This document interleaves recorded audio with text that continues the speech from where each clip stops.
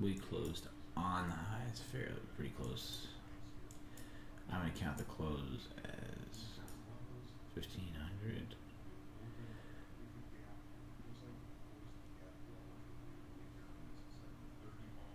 The high of was actually technically the high of 1459. That is 17,536.25. 17,536.25.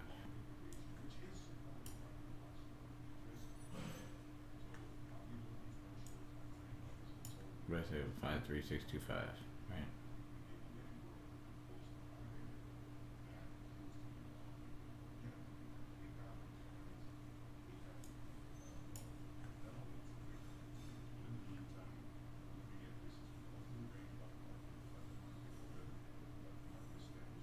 It's 539. 17,539.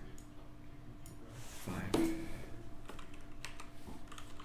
Doesn't make any sense.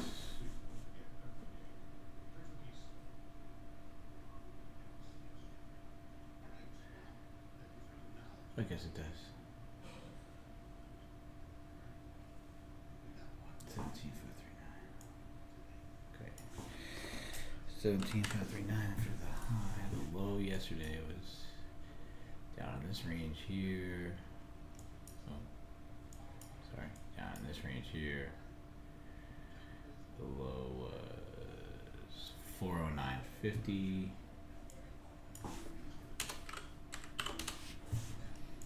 Settlement was 17,531.25.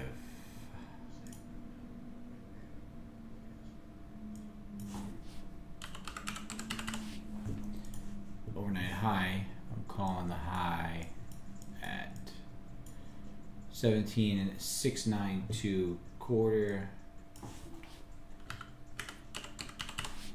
And the low 17,552 quarter. Okay. Our levels of interest on January 24th, 2023. Going in the alerts in TradeCaster. These are lows, overnight highs. We are in opening above previous all-time highs.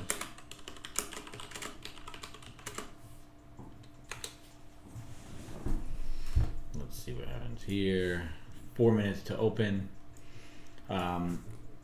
So yesterday, looking back at it kind of quickly to just look forward, we opened within the range of the previous day's value. So much of what I was looking at was these two zones to start. Really, it was this high end and this bottom end, and then I added this zone from the overnight session, right? Thought process on it was we were going to clear out the overnight low was down here. We were going to clear out the overnight lows, and if we didn't flush the overnight lows, we were going to rotate back to the overnight highs. What we did, we came down, we just kept touching it, and then we accumulated longs, and we started to make a higher low. We kind of caught some longs off of here. It was a grind of a day for me. Ended up just up over 100 after being down 1,000. So a little bit of an over trading kind of day for me, but started my day in a hole and kind of ground out of it. But we accumulated a bunch of orders down here at that overnight low, which was really a pretty key area for longs to get involved. We stepped back up, and then once we kind of came out of lunch hour, like around that 1 o'clock time frame, we rotated all the way back up through those overnight highs, cleared that out, and then after market closed and reopened, well, our market close went into here, and then we reopened, and we did nothing but sort of just catch a bid all night. A steady buying all throughout the night. The only area of a little bit of interest here that I can see as far as levels are concerned is going to be in this area right here. That's going to be notable. I don't know how useful it's going to be, but I'm just marking it up. And then we also have this here. We're going to go from here to here. these are just something to like mind, right? It's not necessarily gonna act as anything, but just looking at the consolidation levels and where we're at and what we're doing. And I'm not gonna even draw the upper end because it is the overnight high. So that's what I'm looking at. Just want to wait and see. We're at these all-time highs. I don't know what is going to drive us here. I don't know what's going to push us to the upside, to the downside. We are in uncharted territories for especially the NASDAQ. So see what happens here. We're going to go here. We're going to copy this.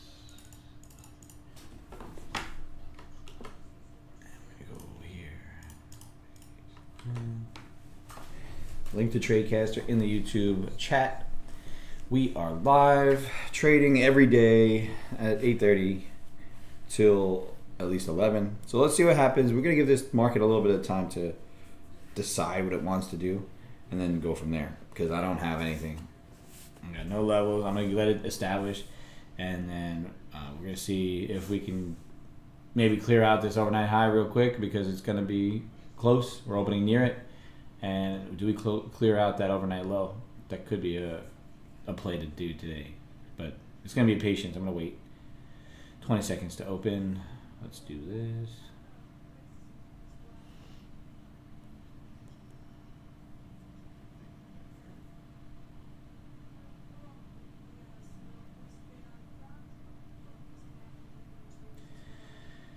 All right, so we're opening above it. We're going to open above that high, which is an interesting open now, and we're kind of playing around with that level there.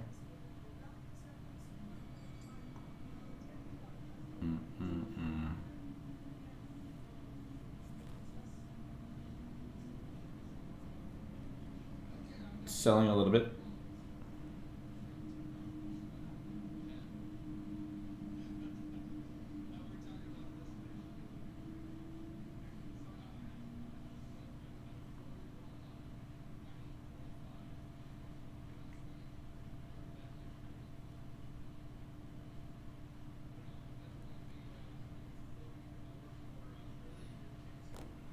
So we just got a little bit of a sell-off from that point pretty immediately.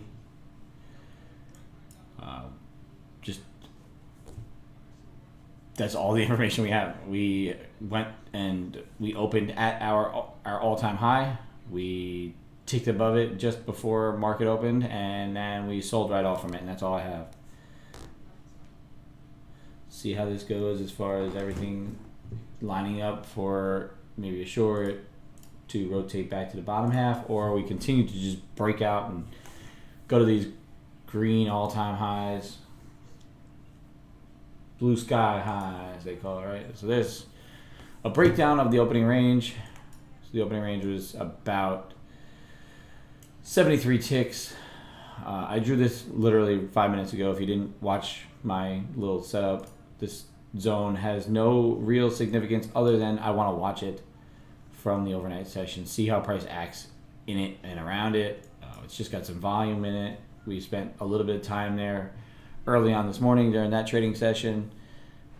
S&Ps, we got S&Ps also at these highs here. We need to see if it'll flush and rotate back to the downside. We got the 30-minute on the NASDAQ, so we'll add the all-time high here. See if that gets cleared up or cleared out. You have this little just grinding wide, like 30-minute from yesterday at 1:30 and all the way up until now. It's just been constant buying pressure. So let's see what happens at this price level. I have these levels on my trading view, but I'm going to pull up Microsoft, see how they act today. We'll just do this here. I'm going to do that. I don't have a ton of levels for Microsoft, right?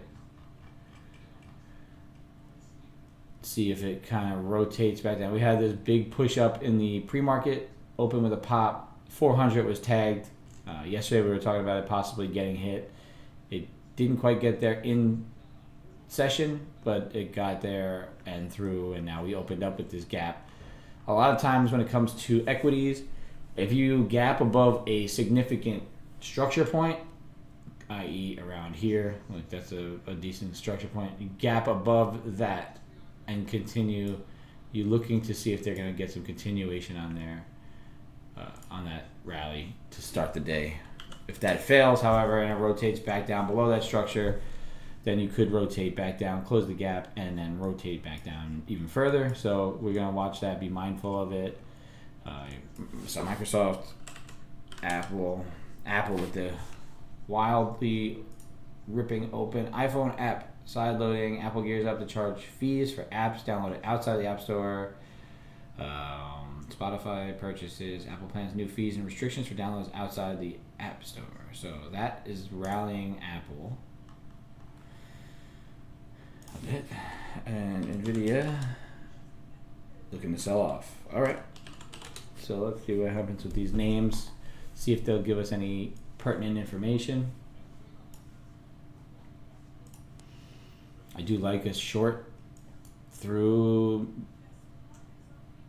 the bottom end, but it's just difficult to decide that right here, right now. I just don't like the all-time high levels that we've gotten to so quick, so fast. And then I checked my Market Watch tool this morning, and we're above 51% again. When yesterday and more recently we were below 46. So that rate cut seems to be starting to get priced back in, right? I mentioned that earlier in the streams last week where data was coming out, price was going up. There was a big delta push to the downside. We should be getting a flush here. You saw that quick little pop on the delta to the downside, right? It flushed that bottom there, and then price followed that. So just keep this little area here in mind based on a liquidity grab there. And it could be a liquidity grab just based on how it flushed and popped, but then if it does break down further, so that could continue us to the downside. I want to see if it gets back to those highs again and what it does.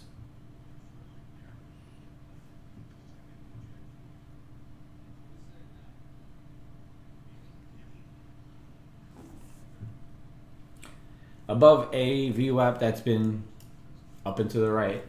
So uptrending VWAP price has been uptrending for the overnight session, and it's acting as a magnet, so it's getting pulled to it right here. We're gonna see if we can use it as support. You got to bounce off of it for now, but this level here really it played a little slight role on the way down. Not much. Let's see if the bottom end of this is going to play any sort of role in giving us some sort of level to mess with later on in the session, which it is rejecting to start, right? You get the top end here. Even if it comes down below it a little bit, down to the bottom of the value area, still sort of pertinent information. Ooh, tired day. Stayed up late watching Dumb Money on Netflix. It was good. Okay, so there's our little bit of a bounce. Microsoft is bouncing a little bit. Apple probably still with that rally. It is pushing the highs on there. And Nvidia, just sticking with these three names. All right.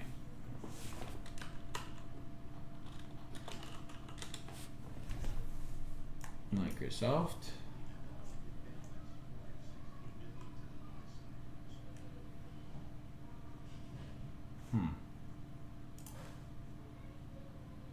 Today, especially after yesterday with the, I dug myself a hole early, like I said, looking to, I ground out of it. I did a pretty good job for my thoughts on, grinding back from the drawdown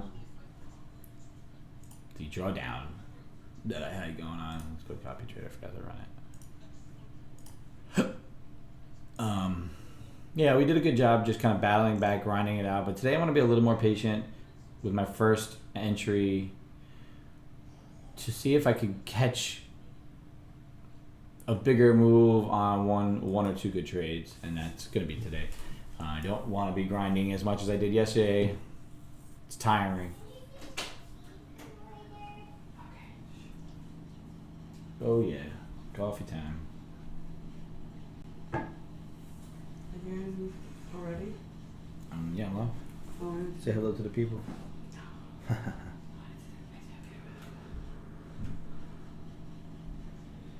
Like I said, just patience, fuel yourself, get some coffee.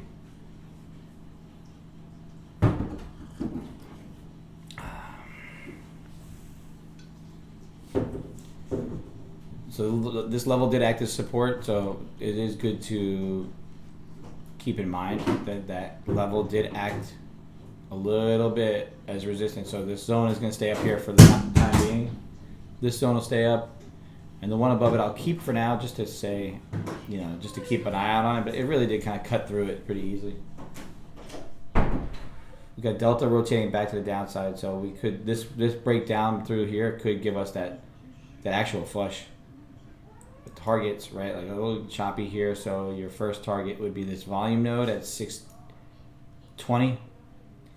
620 would be a target on that. Nope. Nope.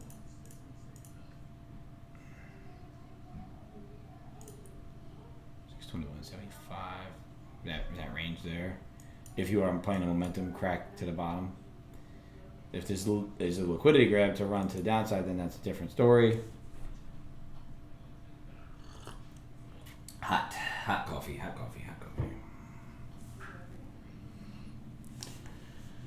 Whew.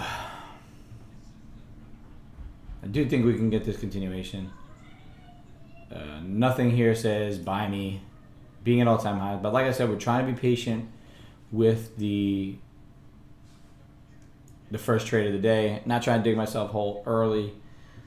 Take my little quick buffer of a win.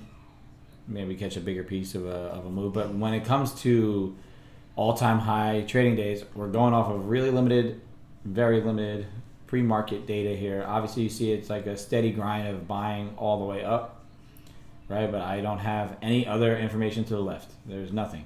This is all brand new. Market's going to try and figure out where it wants to be. If it thinks that people are going to continue to buy at these highs, then it's going to rip the top off of this market.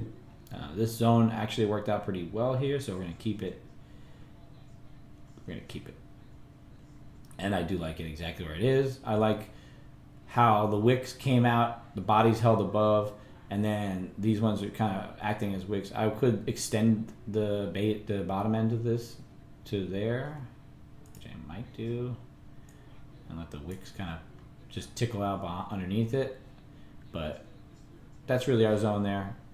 We're going to have to wait and see. This could be the bounce and buy off of there, rejecting the failure of the breakdown from this middle end of this range here, right? You see all these wicks. We came down, wicked it, bounced, wicked it again, and now we're rallying. So we did get a little bit of a buy signal there on that. If we do get a third touch here, look to break down that below that volume area at 43.25. You break down below 43.25, then you could look to see this thing then actually have the convincing sell to the downside. S&Ps are just kind of steadily ticking down.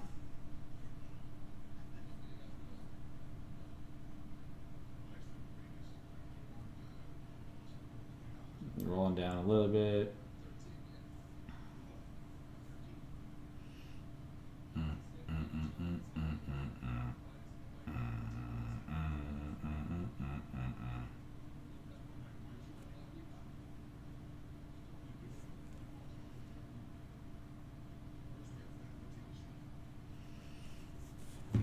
This is price just playing with this level. If I'm considering going short, this has to break down the low as well. You can see price trying to kind of it's knocking on the door here, right? No. Bang, bang, bang, rally, bang, bang, bang, rally. So could be a bunch of liquidity grabs here, but like I said, the S&Ps are pushing down. You see that 30-minute candle, just a steady pressure to the downside. Just tried to crack the base of this ignition 30-minute candle here, that first rally at 7 o'clock, which I find it to be an important level. So I'm going to draw it up there. And then Nasdaq not quite getting to that point. We did push down, but our range here is not as wide. Relatively, I should say. Not. Yeah, seven. Let's see. The number that I should say is 6401 even. So 6401 even. I'm seeing a volume, a dip in volume, low volume area at 4250. So it should be in that area. That's the breakdown zone. If it does kind of flush that this time. 41 even to 4250.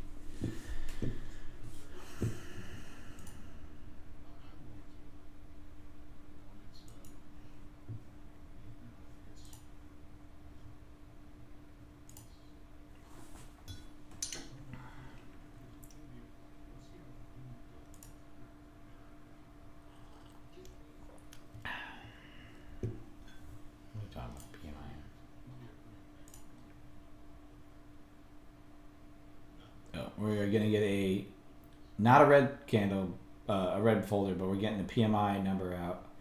Global Composite PMI flash. Previous we're at 50.9. Forecast 50.3. Let's see if that actually. It may move the markets just because, like I said, that Fed Watch tool ticked up here to 51%. If the PMI flash number, I think it's just like a preliminary number on inflation, comes in any sort of hot, then we may dump like we did there. 50.3 and expected 52.3 and expected was 50.3. So watch this thing to the downside here. If we do get another little leg up and we grab some liquidity up here, then the flush down to the downside could come in because that number did come in hot, right? It came in higher than expected. This rate cut now doesn't seem, 50% doesn't seem so likely, right? Or as likely, I should say. I'm going to set an order down here at 42. And I'm going to set a stop up here. I want this to decide to roll through my... You know what? It's going to go below here. Because if it fails that... No, if that's my zone, 43. Just based on this number here and the initial decision there to kind of get people involved, then try to push it to the high side, but it's not going. So let's see if we can roll this thing over to the downside. I'm taking one shot at it on this number, but really if it does pop the high here, I'm going to just flatten this. Didn't get involved yet. Going to try and be patient with it as well.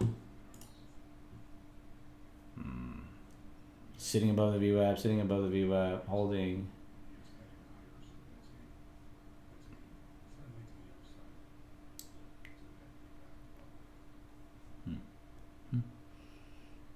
There's that push to the upside.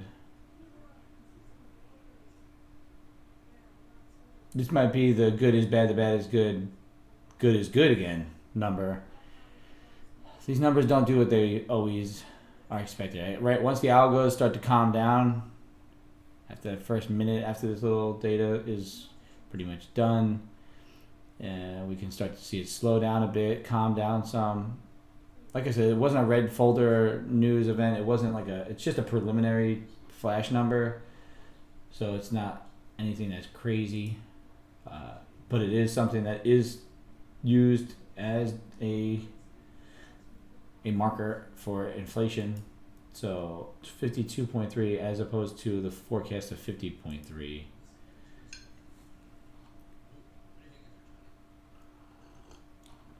It's a rise in business activity.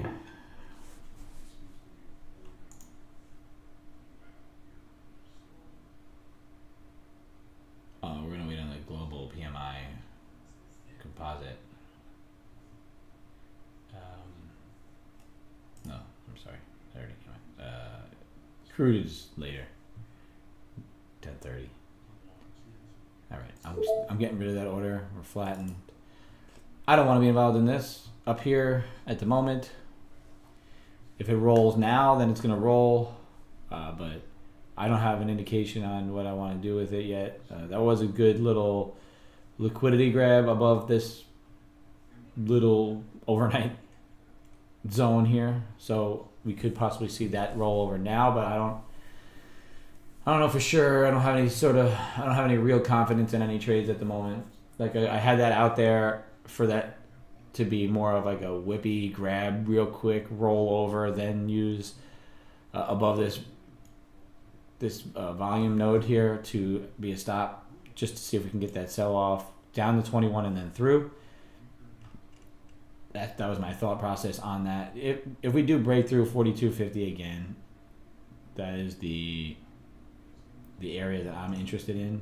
Right, you can see it play here, 2, 3, 4, 5, 6, 7 touches. That's the zone right there. So 42.50 is that short line in the sand.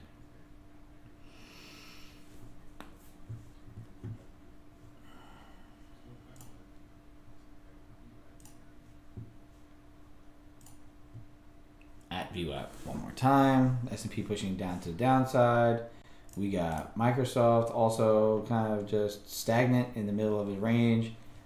I'm just not convinced that this wants to. So even if it does, right, we push down, we base, we push down again. Similar, equal move. We are not convinced because just based on this price action overnight, you're just getting buying all night long. So who's to say that some of these people are not still involved? Yeah, I think it's going to be choppy again. It's annoying.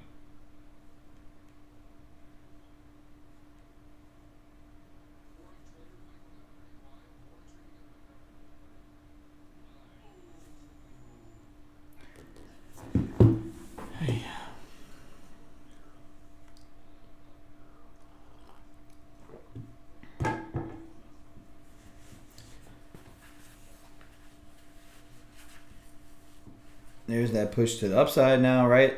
We grabbed all that liquidity there. And if it's not going to just be choppy, then it could roll back to the highs. And then we could see what we do here at that overnight high zone, really. Pre-market, we made that little tick above. We made new all-time highs right there. 695, 17, 695.50. So if price gets back to that area, we're going to look for that little divergence to try and catch a cheap trade, but also like markets have just been in buy mode, right? So if it breaks out and you get some momentum on it, it could do what it did yesterday or 2 days ago, where it just broke the high and never looked back, and it was just straight to the upside every minute from 30 minutes. Every 30-minute candle was green. And even here, you get a break above something like that, you just continue to walk it up, right? Like right there, you got this one. Oh, I'm not on that screen. Sorry. You got this move here. You got this move here. Yesterday, do we get it again? Does it break 9.5 and make another good move to the upside? Or do we wick it, grab some liquidity, fool some people into being long, and then rotate back down to yesterday's low even? That's how I'm thinking about these trades. Trying to limit risk, trying to figure out what maybe is in play, what is not in play. S&Ps are pushing us to the downside, which is a good leader. Like yesterday, they led to the downside, and the NASDAQ ended up following. So I am kind of looking at that as a key piece of information, right? It's holding below that 91650 level. Microsoft looked like it's trying to roll a little bit, selling a touch. And then Apple as well. Apple rolled over from those highs. And Nvidia is buying up, pushing up on highs. So Nvidia is what's holding up this rally here. Right? You see Nvidia there, but Microsoft was at highs and now it's chopping and looking to roll over. And Apple went to highs. We rallied, we wicked off that area there, and now we rolled back and accepted back into value and into like the price action from yesterday. So Apple could rotate. Microsoft obviously looking heavier, not really like playing along, but Nvidia just doing that thing that it does where it just goes straight up.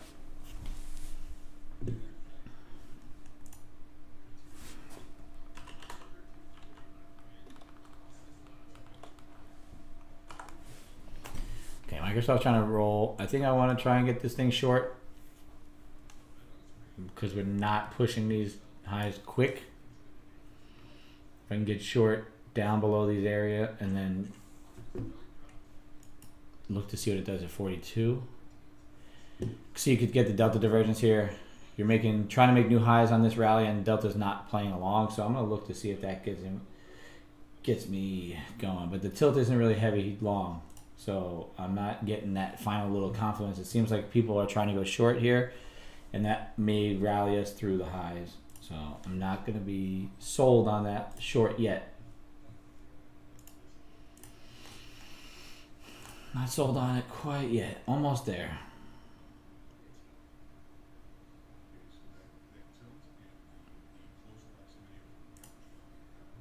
So Microsoft now taking to the upside, right?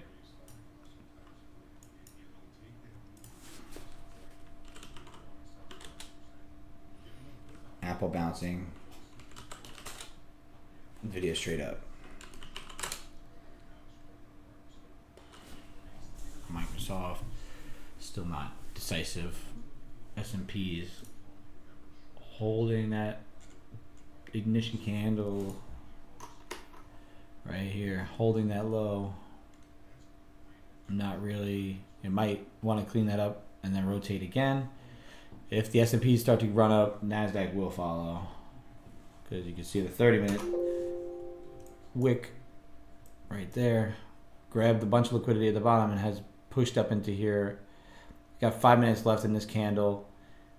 Like I said, pretty frequently I try not to trade within a close, like within around 5 minutes of a 30-minute close or an hourly close.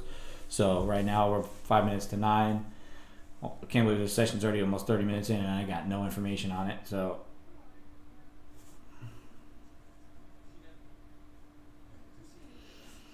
my streams go 8 to 11 almost every day. So watch out for it. It will be on at least till 11 today. Yesterday we went bell to bell. We went open to close to make $100. Basically, I mean break even because of fees and everything. But I am happy with the way that ended up because of my trade management after those first 3 trades, really. So now Delta is congruent. It made new highs.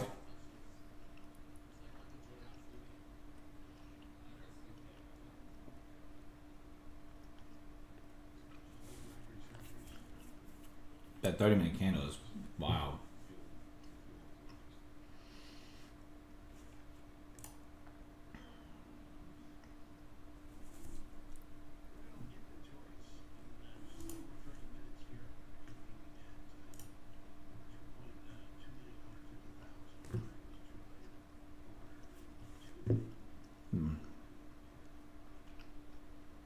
It doesn't want to accept back in that opening range, which is interesting to me.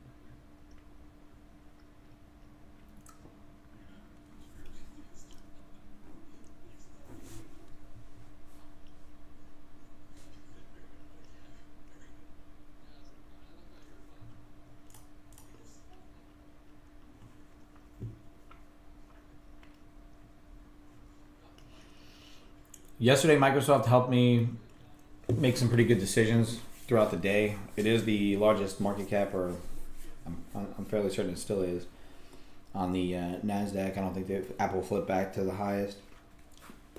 But it helped me get in on trades. NVIDIA, look at the thing to be a rocket ship, has now held 600 and is off to the races to the upside.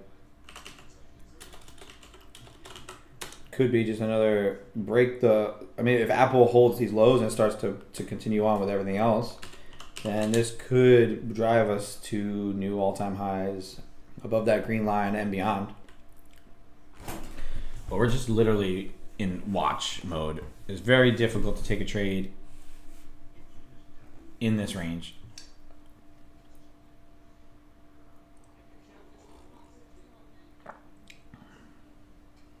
We got our new coffee mug, Day Trade Coffee Company. Coming live hopefully the end of this week, beginning of next week. Start dropping the name on it.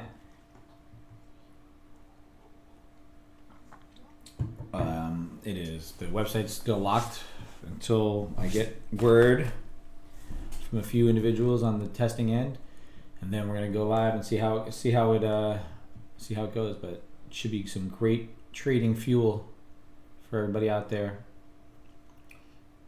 Microsoft looking to push these highs, break out above the level here, which we just did, 402.50.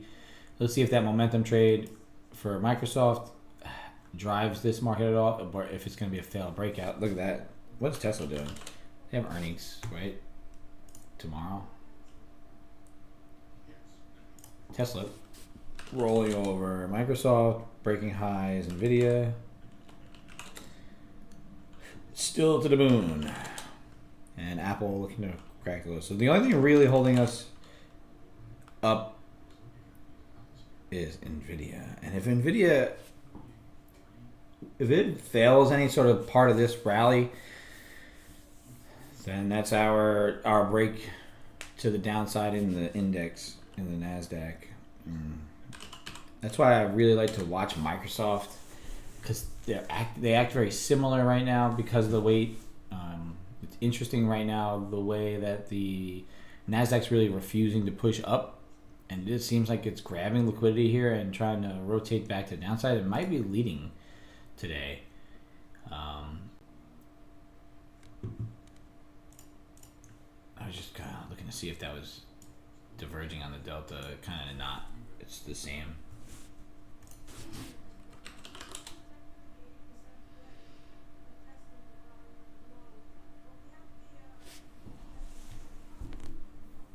Apple wicking at the bottom,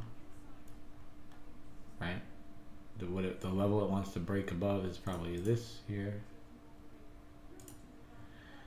So if it holds that and keeps rotating to the downside, then you got till here.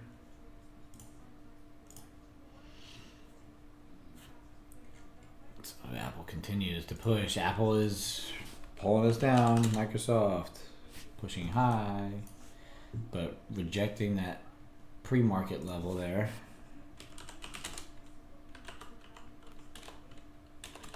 What did Amazon do? I just check Amazon here and there, but also making lows. Google failing. So Nvidia is the leader. It's holding it up, but we just melted off a bit here. So let's see what happens now that we're kind of breaking down. Does Microsoft also continue and then help us out? That was a nice, the way the price wasn't breaking up with any sort of gusto while Nvidia is rallying and while Microsoft's also trying to push the highs there, it gives you an indication that this type of move might occur. I wasn't convinced to get involved in a short though at that level, so we're gonna wait and see. But like I said, that 42.50, I think we ticked that bottom here. The low there is 43.25, so we didn't quite get to 42.50, but that is still that key level. If we do break it, that's where that flush comes. The real flush, right? This was a good little move, but if you get a little bounce off of it and then like another rotation, a lower high here, and then you get these names to kind of play along, then you may get that full rotation through that 42.50.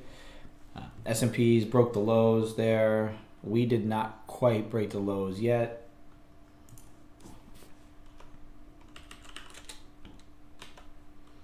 Apple is not playing along to the long side. Nvidia found a top for now, and Microsoft is still pushing high side. So if we're just going to be led by Apple today, could roll us to the downside. S&Ps is pushing hard down. Look at the heat map on this. Trading view. Products.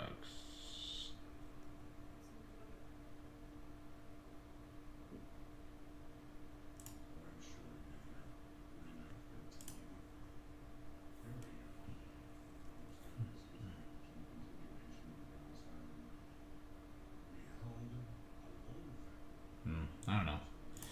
I have to see. I would like to see like a broad market heat map without having to pop open my Thinkorswim. All right, so that's that 42 level trying to break now.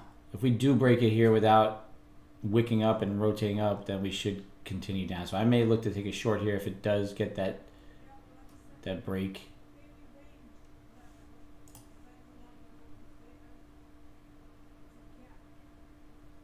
The value area kind of opened a little bit there. I'm gonna wait, be patient, let it get back above here. Try to flush it, one more push, one more little pop, rotate, because the S&P is really pushing us down.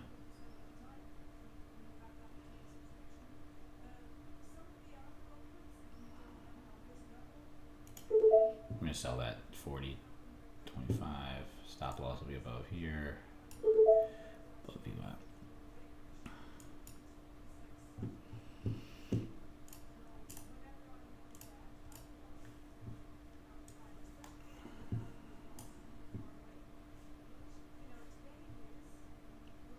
4250 held pretty good there, so that could be the bounce play. That's the reason I set the stop below it. Just looking to see if we can get that flush of it. But it doesn't seem like it wants to. It wants to kind of bounce. So there we go. We're rotating a little bit down now. The volume mode there. Microsoft's pushing higher. Apple is still rotating down, and Nvidia is just, it found its high, so it's kind of just sitting there. So just gonna watch Microsoft at these levels. If it does fail and rotate, then this should now flush. You know, just trying if it's leading to the downside.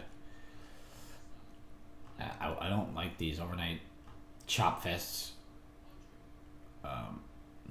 First target would be 21, then the breakdown. High end of this value node at 93. But really, we're not playing along. We're using this as support pretty good. So this zone right now is very big. And overnight, I drew it up obviously quick before market opened, really, but it is acting quite exact, if I don't say so myself. The reactions from that zone giving you good indications of what possibly could be moving forward. But then also a breakdown from it should give you a good momentum type breakdown. I'm not a great momentum trader as far as that's concerned. I do like to, like I said, I fade extremes. I look to get in at extreme levels and rotate to the other side. But on a day like today, just the way the extreme is that it's all-time high type levels. So if we do end up using this as a bounce point liquidity grab run to the highs, then now we know for sure that this, if it does crack, it should crack with some pressure. If we do end up doing what we did before and starting to hold up above here, looking to get above that, I'm going to remove this order. I don't want this order to be out there for any reason whatsoever to forget about it. So there you go. You got a little bit of a push up there. I'm going to flatten it again. So that's the beauty about being patient and trying to stop into an order to a certain direction. For me, I don't want to get ticked in and then bounce. I want to see some, I want to rotate back to the high here a little bit, fail VWAP, and then rotate down and break through. So that's why I wait, I'm patient, I try to get it down to where the next breakthrough will allow me to limit my risk kind of quick and get out. And there you go. There's that use of this level exactly to to pop off of. But are we range bound? Is this going to act as the high? Are we going to wick it? Are we going to get a little bit of a delta divergence here? if we do break it and then rotate back down through the lows again from there, maybe, or are we going to go into full on beast mode again? Did the buy orders turn on? And we are now looking to see if it gets through that green line and onto the moon, through the top end of my computer, out of my computer. Just, I do not know how to trade those breakouts. If somebody in TradeCast or YouTube has a plan for all-time high breakout or fade kind of trades, type them in. I am all ears trying to figure out what to do in these kind of markets. But if you look at the S&Ps, that 30-minute, look at that wick on there. If you can close this candle up and in the green, or if that wick kind of holds above this consolidation zone, that's a liquidity grab there. That was a grab all this, and we're going to take it to the highs. But if we can hold, if we reject this high now and then start to rotate back down and close down here, then that could still indicate some selling pressure in the S&Ps, as opposed to the NASDAQ, who has liquidity grab, potential rally. So that's what we're looking at.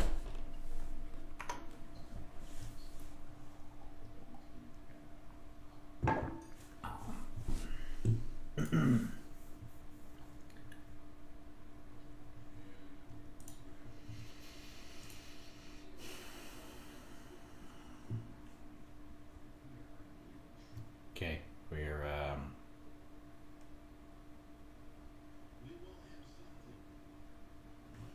I want to see what happens. I want this to get through that green line.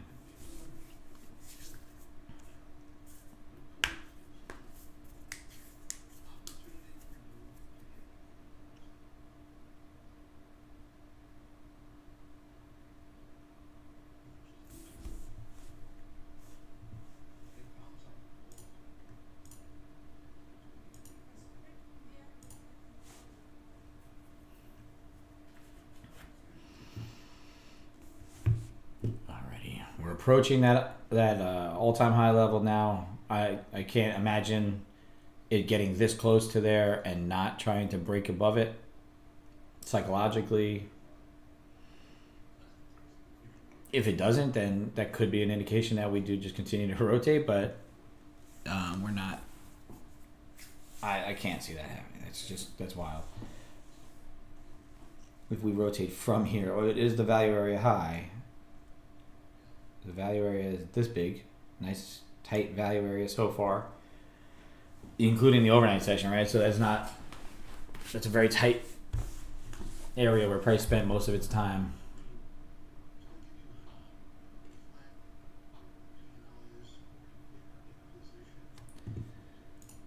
Tradecaster.com.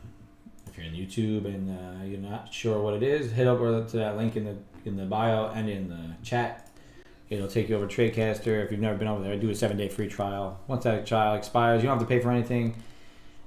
My stream is free. It's just a great resource for traders. It's a bunch of just trading. That's all TradeCaster is about. It's streaming traders. You got me. You got equities guys. You got options. Anything you could want to trade. There's crypto guys. There's a room for everything. So just keep in mind. You don't have to go searching around YouTube. You don't have to deal with ads. You don't have to deal with all this stuff. It is just a pure trading room that you can come in and be a part of a community. A lot of the rooms, they keep their chat open all the time. So any ideas you saw from the day before, week before, you could scroll back far enough. You could probably find what you need to find. So it's very good information. So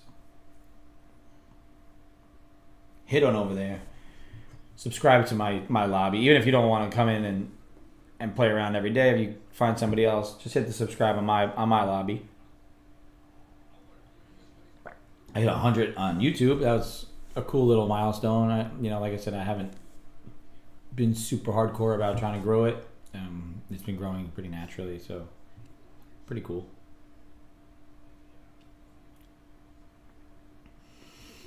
We're right up on that edge, the cusp of 692.50. And then the high of 695.50. So the S&P with that big, long 30-minute tail. NASDAQ grabbed all those orders down here to look to try and grab it and run. Nothing at the moment is saying short me, so I'm not. There's no shorts yet. It would be everybody's looking to be right at the highs, right? Everybody wants to be, I'm going to be shorting the tippy top, but also some people are just buying. They're just buy machines, and they're going to play breakouts no matter where they are. And these all-time highs, obviously, like you saw on Friday, you could break that high and go on for forever. So, you could still be in that trade long if you're holding a long-term holder. Let's see if we can go over here. From Friday till now, if you're, looking to get in and you got in here and you're just purely going on momentum here, nothing has told you yet to get out of this long, right? You got a base, you broke down, then you accumulated some more orders right at a pretty seemingly obvious level above the probably 23.6 Fibonacci here, and then you break the highs again and off to the races again. So really, if you've been in since Friday, you're killing it. There's nothing but money in your pocket per contract. You're at $16,000. So we're at that level now. We finally ticked it off. We're gonna see what else we can get out of this information wise. All of my all-time high data is going to be just new information. Hard to trade this without any new information, right? So I'm going to check over on Market Watch and Bloomberg. U.S. economy is revving up in new year. S&P finds elevating soft landing hopes. U.S. stock market earnings unlikely to escape a slowdown unscathed. So there's your breakout above the all-time highs. We're just making new all-time highs every day, every minute. Is this bound to come crashing down, or is it just going to hold these levels forever now? What new information did we get today, aside from that hot PMI number that says we should buy, or we should go to new all-time highs? That number to me tells me that the economy is still strong, and I mean, I guess that to the stock market's behavior, it's actually okay with being strong again, right? Because before we're trying to price in rate cuts to make money cheaper, but if the economy is still staying resilient, and these numbers keep coming in as economy just doing what it wants to do despite the interest, then that cut may become less important to them, and they're going to start pushing off on good news again. So we got to kind of watch these numbers now moving forward, as far as, are they going to start becoming good news is good news again, or is going to be strength in the economy, good for the U.S. dollar, also good for the equities market, which usually is inversely related. So we'll see if the DXY, how's that looking today? DXY is rotating down a bit. Usually the S&Ps and the NASDAQ are inversely correlated with the dollar index. So if the dollar is rallying, normally the S&Ps and the NASDAQ is rotating off. So now the dollar is kind of pulling down off of this little rally that it had, predominantly probably based on that little news release. Then we can see this thing kind of continue onto the upside then. Microsoft, Apple, that bounce on Apple, right? We got right at those levels from yesterday. Nvidia, Moon Mission. So I was trading Nvidia when I was with the equities prop firm, and I really liked the way it traded. There was a lot of opportunity, and it became really expensive really fast. Pretty sure I have an Nvidia driver in my, graphics card in my computer here, but this price has just done nothing but go up. And realistically, I mean, it's just a good company. They're making good products, and they're they're just in the right sector right now, right? With this AI boom. Microsoft.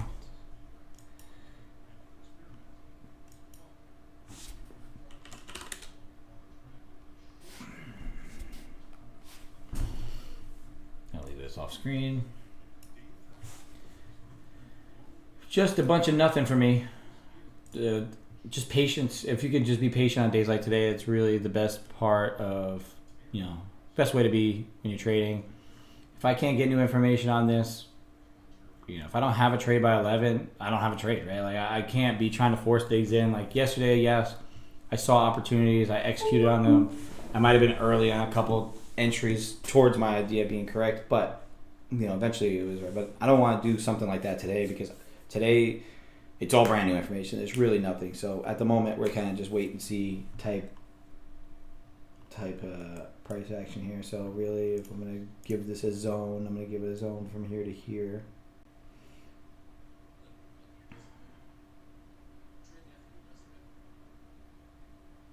I don't want it above there. I want it to be...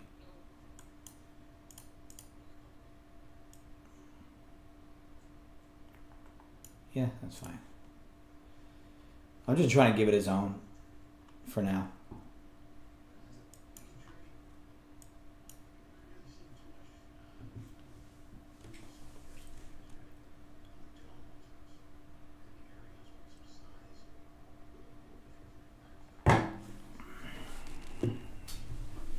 If you're a breakout type all-time high ripped person here, this is like your home run type area, right? Trying to make new highs off of new highs.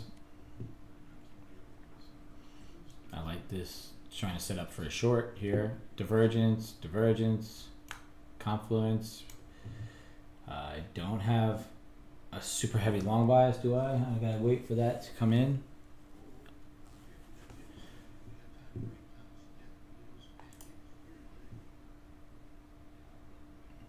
Apple pushing down a little.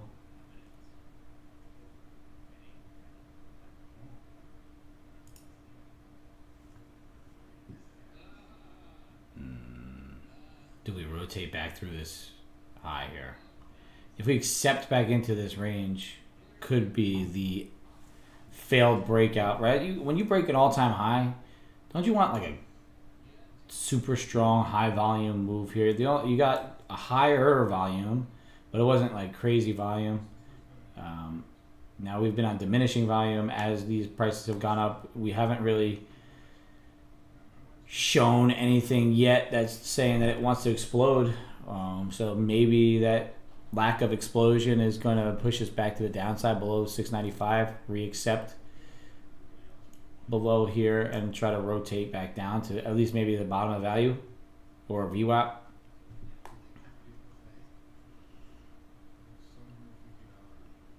The risk on this, to me, I don't really want to take it because it could just blow up for me. This is where you got to wait for that added confluence. Like if it V-tops or whatever it does, if it just rejects and rolls, then we miss it, right? That's fine. I'm not looking to try and get ticked in and rolled over to the upside. I don't want to lose that money just because I'm trying to get involved in a trade that doesn't exist. We are coming to a point where Delta is no longer trying to make new highs. Price did try a couple times to push up and didn't get there, so we are getting a little bit of confluence there. We didn't, down here we got a pretty exact rejection at our level, so if we're going to come down to the 695 and reject, 695 and reject, then the rally is still on, I'm sure. Apple is popping now, right? So if Apple's popping, then the market should kind of keep going, right? You would think. Microsoft found the top and rolling, and Nvidia still looking to see if it can continue on. So Microsoft, Apple,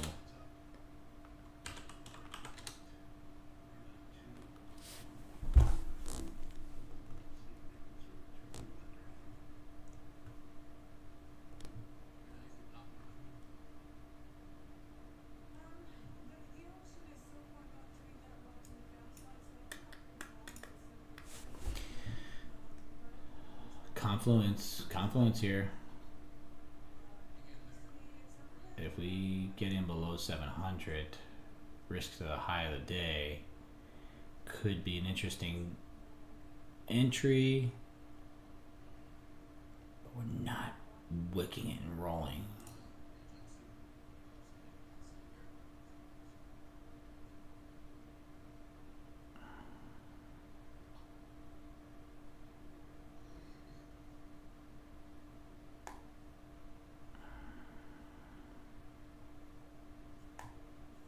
If I miss it, I miss it.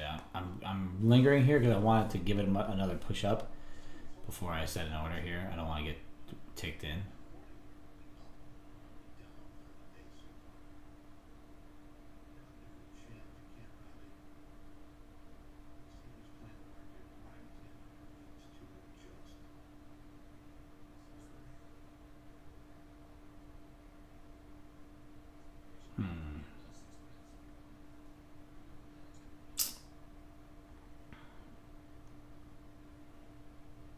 Let's see how this 30-minute candle closes before we mess around.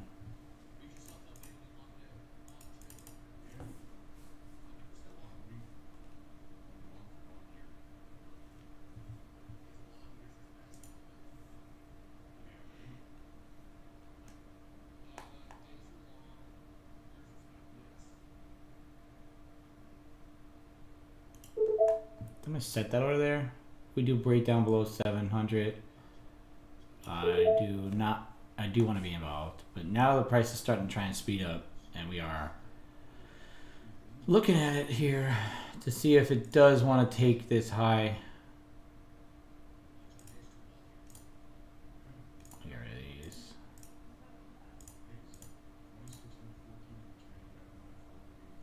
Oh.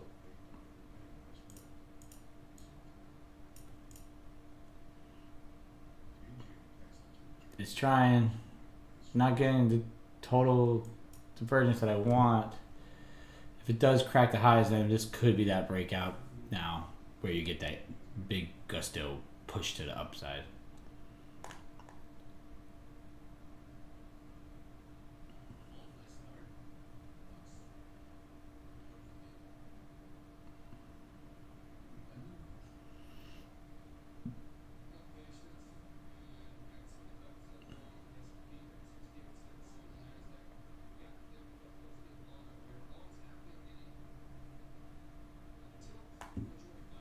We're trying to break highs and we're not quite getting there here on the delta, so be mindful of that. Could trigger us into this short here.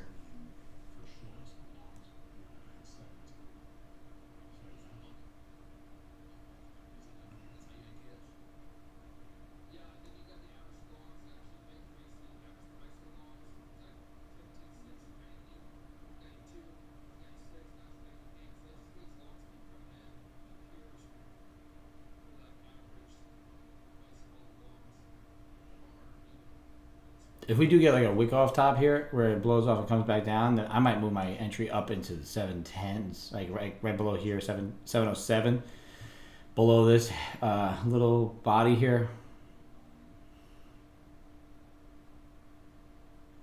That's going to be probably a quick little move, but it'll tighten my risk up, and it should get me a better entry into this if I do decide to take a long, short. Microsoft pop in a little, Apple, finding a little resistance here at the high.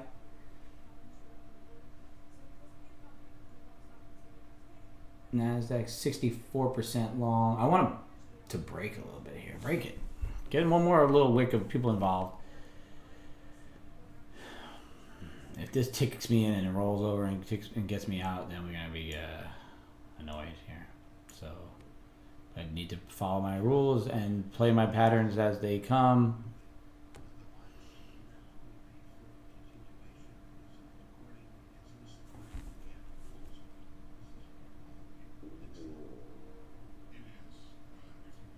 Yeah, I have not taken anything. 0 trades on the day. Look at the short possibly here.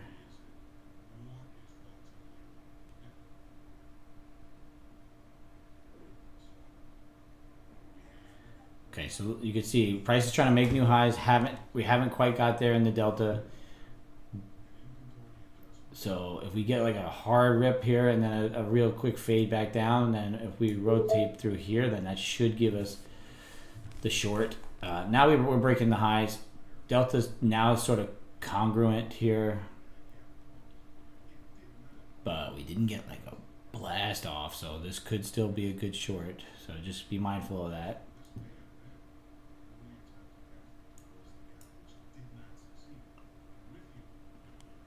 If we do it again, if we start to push up and hold at 15, get up to 20, we're taking this short idea flat.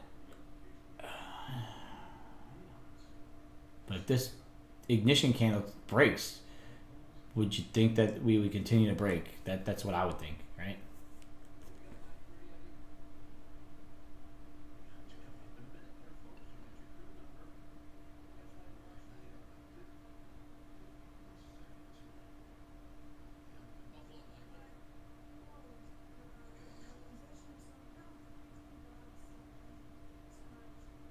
Crude oil does come out in less than a minute. I don't believe it's going to affect the NASDAQ much, but it will.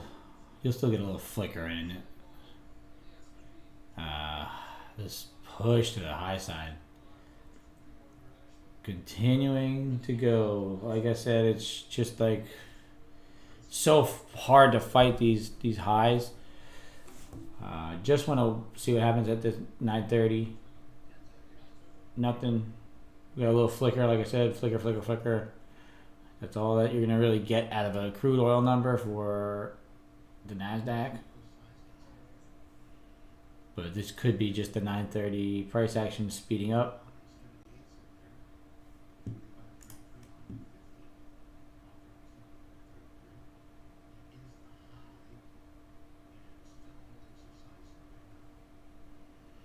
All right, let's see if this fails.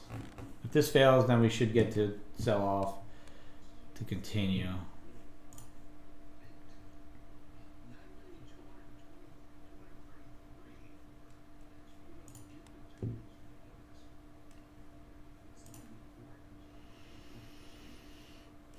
Looking to take this bad boy short if we can get this thing to break down from the ignition candle here. If not, if it's going to hold up in this area and then kind of rotate back again through 20s, then we're not ready yet.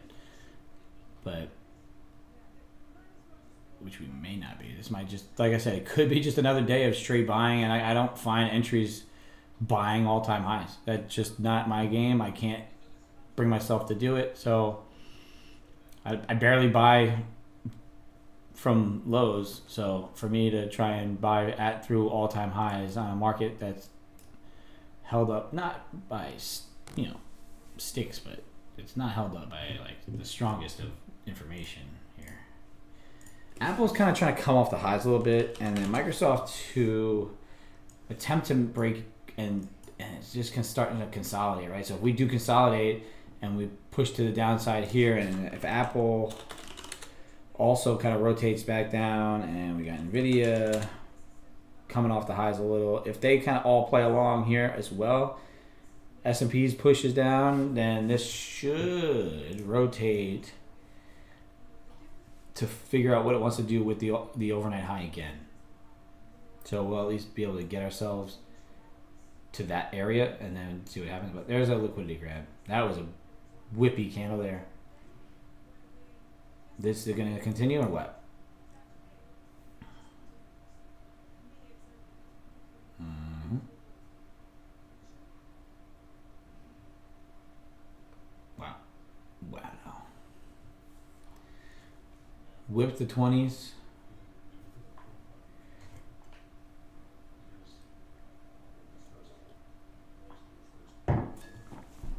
Whip the 20s. Not holding the 20s. Rejecting it. The rejection I need is below this first ignition candle here. Would I love to top tick entry here? Yes, but I don't trust it based on that price action to not stop us out, get us involved, and run us up to the highs again. To stop people out, right? So people try to get in on this ignition, put a stop right below here, get stopped out, get ticked out, and then they grab more orders to go long.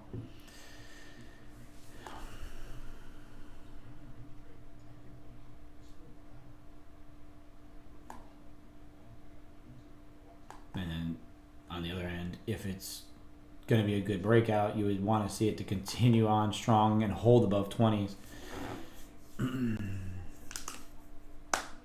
There was more volume on that candle on the break than the previous one, so it still could continue on.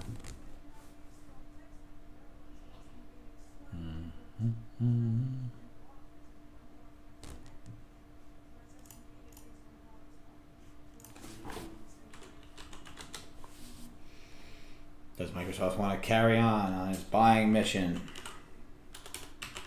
Does Apple want to hold that? It doesn't appear so.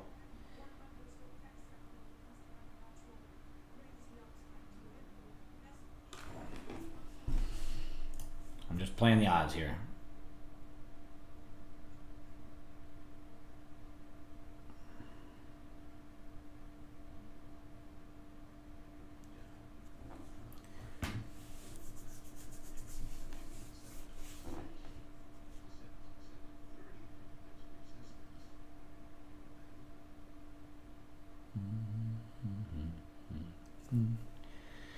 If we do push above the 20s again here and just hold, then I'm gonna remove this order here. I don't want this to be involved at these levels, because this kind of seems like it would be a good place for a stop run and continuation.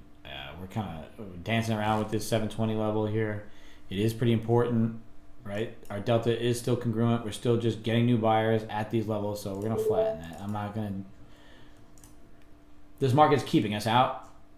Does not want us to get involved at the moment, which is fine with me. You know, I'm not losing money on these entries. I'm just placing them out there in case things do play out the way that they look like they're going to.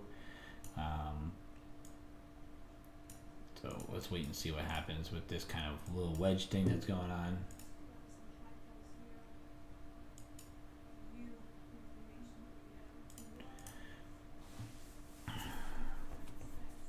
Nothing doing.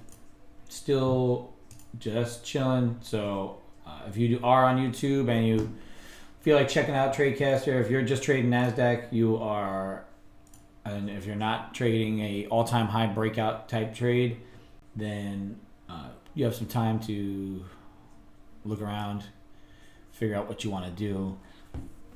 If there's anything you want me to go over as far as what I do, as far as any sort of fundamentals, any news, anything that's coming out, the rest of the day is going to be nothing super important. We got the auctions, 17-week, 2-year, and 5-year note coming at 11:30 and 1 o'clock today.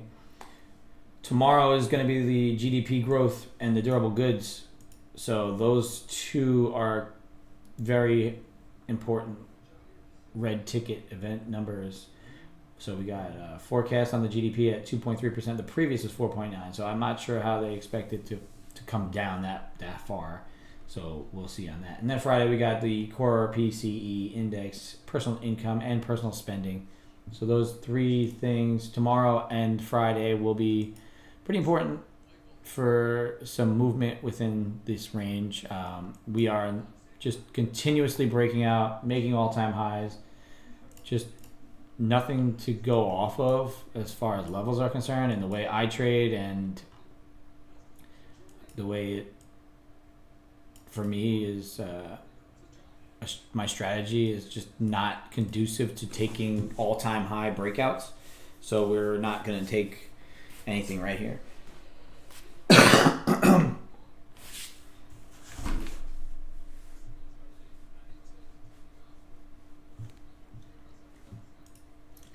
At some point, I will look.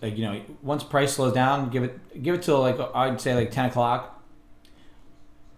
10 o'clock usually we'll get a little bit of price action to tell us a little bit more information.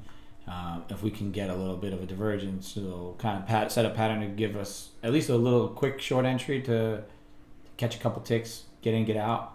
Yesterday at 10, we were looking at it down here. 10 o'clock, we approached the low for the third time, right?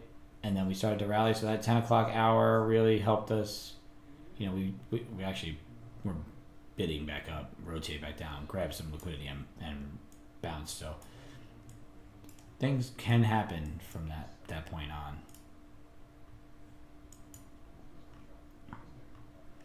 This could be a failed break up of this little wedge and then rotate back down through the bottom, or it could just hold and continue to rally. I'm thinking on both ends of the trade to figure out what way I like to go. Market watch, U.S. economy. I already saw that. Come on. Give me something better. Latest. Netflix reported blowout earnings, and it got downgraded anyway.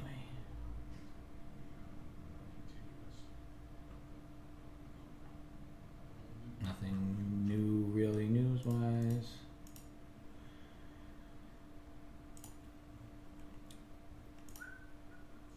Go check out that TradeCaster.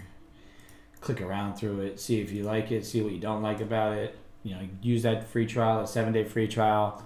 Once it expires, you'll still have access to my stream, so it's still a good resource to have. So it's a risk to reward of infinite. Delta is pushing back up still.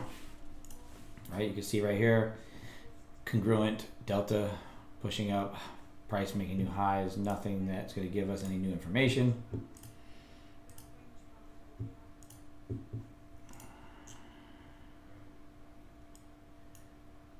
We opened, we sold off to the bottom. This, I'm going to delete this one. This one wasn't that really important. So these two are pretty significant levels. I use this when I just drew this one up as the all-time high kind of liquidity zone. Could be a higher or a little bit lower, but it doesn't matter. But this one I drew up from the overnight price action. We hit off on it once, twice, 3 times, 4 times, that exact bottom there, and took off from that level. So I was mentioning that 4250 point, 41, 4250, right? That level there was going to be the line in the sand. If we flush it and we hold, then that's when you get that rollover and added buyers, added sellers come in. But because we held that zone and that level multiple times, we got the buyers to come back in and bid us back up. So that's what we're looking at there.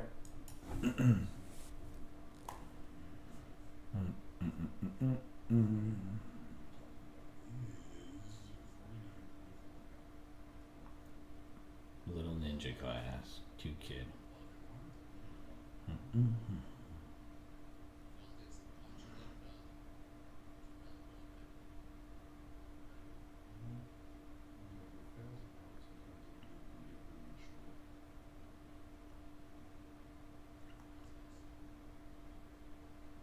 Okay.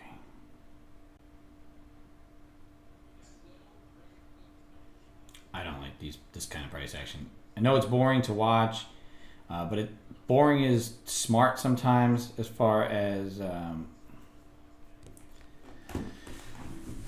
just being patient and being understanding of what your strategy is and not just doing something just to do it, right? I don't want to just be in the markets to just be in the markets, right? So now S&P just broke their high.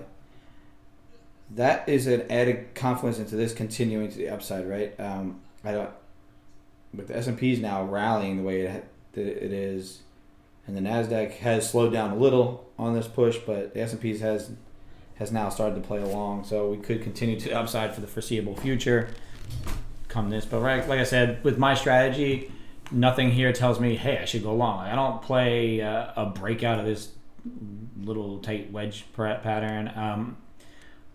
I'm not a big momentum breakout trader at all-time highs or really anywhere, but really coming into all-time highs to buy this and expect a really big follow-through. Most of the time I'll buy it and it'll fail and roll me over and then probably try and continue on. So I just don't have a great patience for this kind of move, although I should, right? Because that's a very nice, clean move to the upside here. I really wouldn't have taken any heat, but that's where my thought on the entry for the short being down below this, that's where all the stops would be. Hopefully we get some sort of push to the downside. So that was my idea. If this failed, rolled over, and broke us down below here, we would go that way. But really, I don't have it. If you have that kind of strategy, this one maybe, the rejection of this and the hold of that zone, that's more along the lines of my strategy, right? If I would have got some delta diversions, maybe a higher tilt of shorts entering, but we did get new lows here when we made new lows, so it was congruent.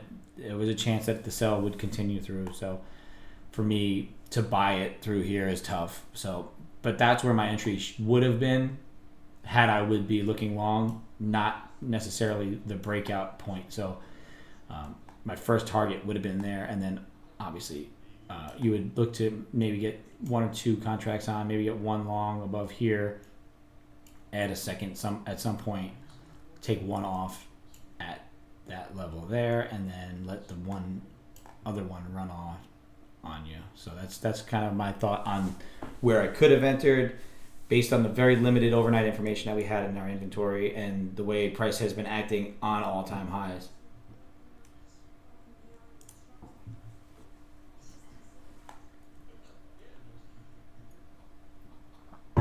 While we're here, I'm looking to see if trying to get my day trade coffee company information together. I want to release this to the world very soon. We have excellent coffees, coffee for everybody, light roast, dark roast, decafs, half calves. We got shirts, we got mugs, we got everything in between. So day trading coffee company coming soon, very, very soon. Hopefully by the end of this week, if not today, if I can get an answer from one of my the people I work with on distribution. So I'm just working out some kinks on the website, but we're gonna see what happens with this.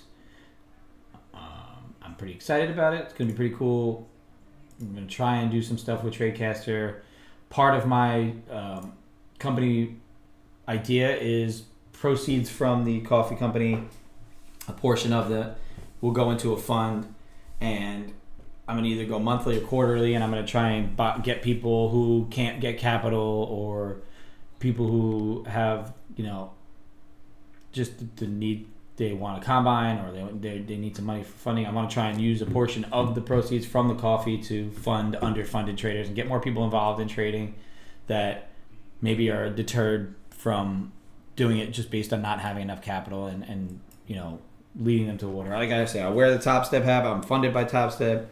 Likely what I'm going to try and do is use the ones that we do fund over there, get some people into combines. I'll pay for the initial month and get people going and try and rally it.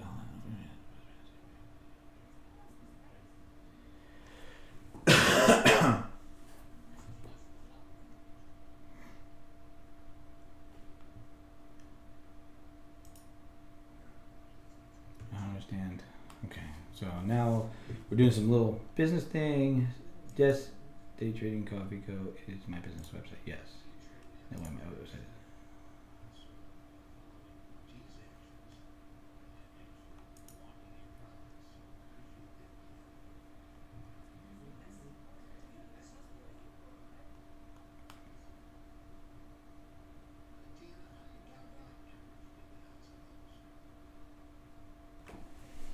Strip information on us. Required to include the following information pieces of information on your website, social media profile, or mobile account.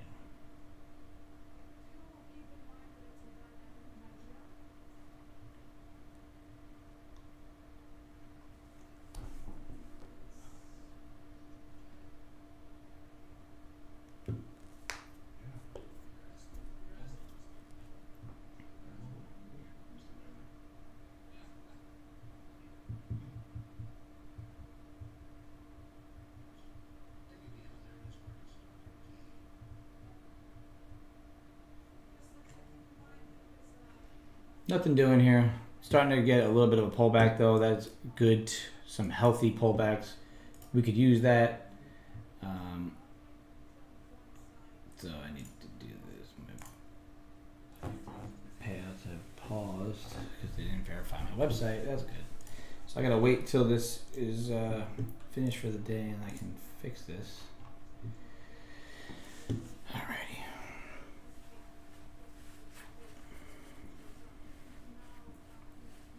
still rolling over a little bit, looking to see if the S&P will accept back below its highs, because then maybe the NASDAQ will follow, and then we can get like that next little bump to the upside.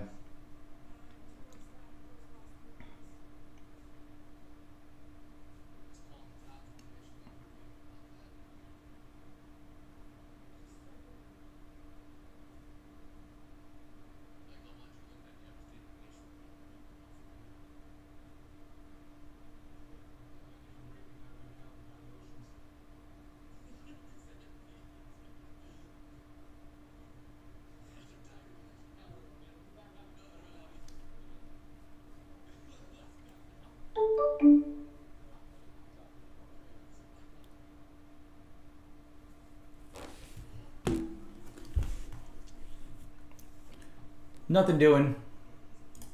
Any questions, concerns, comments, anything that anybody wants to go over, any trade ideas that they got, just throw it in the chat. I will take a look at it. Any fundamental thing, any kind of class kind of where you want me to teach about something in particular. I do like to kind of go through what I'm looking at pretty frequently. Here's our account performance for the day. 0 trades for the day this month. Since we're here, we're being transparent, we're showing everything that we've been doing, and to keep myself from just hammering in a trade right now, or not quite being ready. This is our profit curve for the year so far. We started this month for January, had a few days of drawdown, have built the account up slowly, steadily. Yesterday we had a pretty decent dip to the downside, but we rallied back and were able to end green yesterday. I'll show yesterday's P&L curve, right? We took some losses early, took some heat, and then just grounded out back green for the day there, right? Pretty happy with all that. It was a shitty, first couple entries that really kind of got me in a hole. And then everything after that was really just trying to catch up and get back into it. So this is just what a red to green kind of day looks like for me. And if we can keep this kind of profit curve going, slow and steady up and to the right, green days lead to green weeks, and green weeks lead to green months and years. So that's what I'm trying to do, trying to take this slowly, trying to be able to trade for tomorrow, right? So we're looking to do that with this count. So I'm trying to keep that P&L curve going that way by only executing on trades that I like. Like right now, this one seems to be an interesting idea because the S&Ps did roll back below those highs. If you look here, you can see that 30-minute wick candle there rotate back into the opening range. So we could be looking for this to start to roll over. So let's see if we can get some information on this and maybe possibly look for that. So let's go here.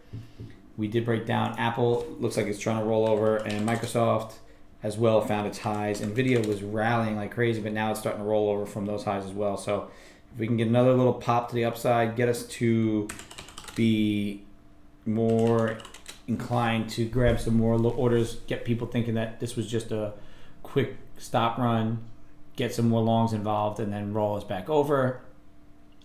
We're going to see if that'll play.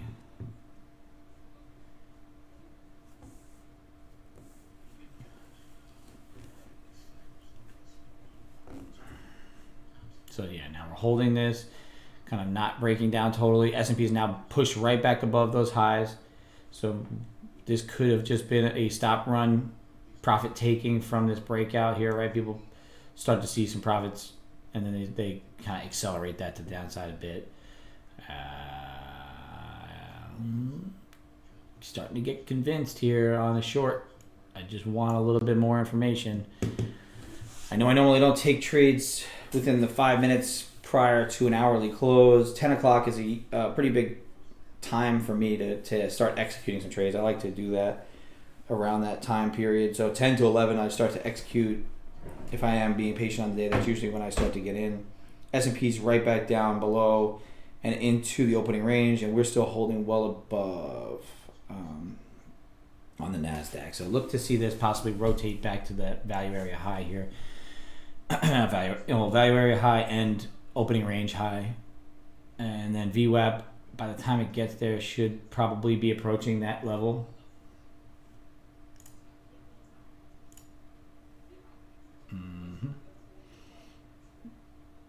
acceleration to the downside a tiny bit. Apple looking to push down.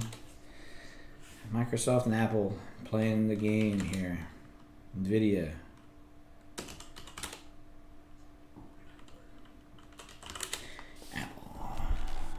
Apple's been the leader on the day. If I was an S&P trader, a break below 920 could see you flush to the downside, but a hold above 924 can continue us long.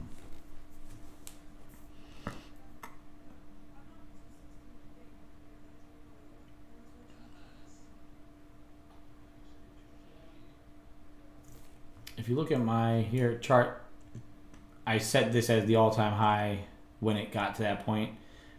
So it seems like it's trying to hold below it at that 738 level. So I'm going to leave it there. It's not super important. It's just on the chart for now. So that's just, if you see it, just be mindful. It was just like one of the breakout points at 738. Right? That was it was this where we made this high and then we broke out above it. I just threw the line there at that point. So we should be watching that little spot there. It's a breakout.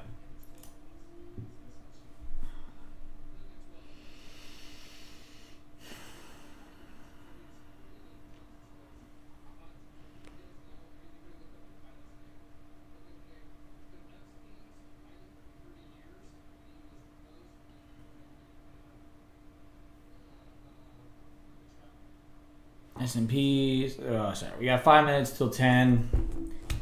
As per my rules, I can't execute a trade within this 5 minutes, especially with the price action pretty much just kind of, not that it's going straight down. The entry for me really would have been right here, right?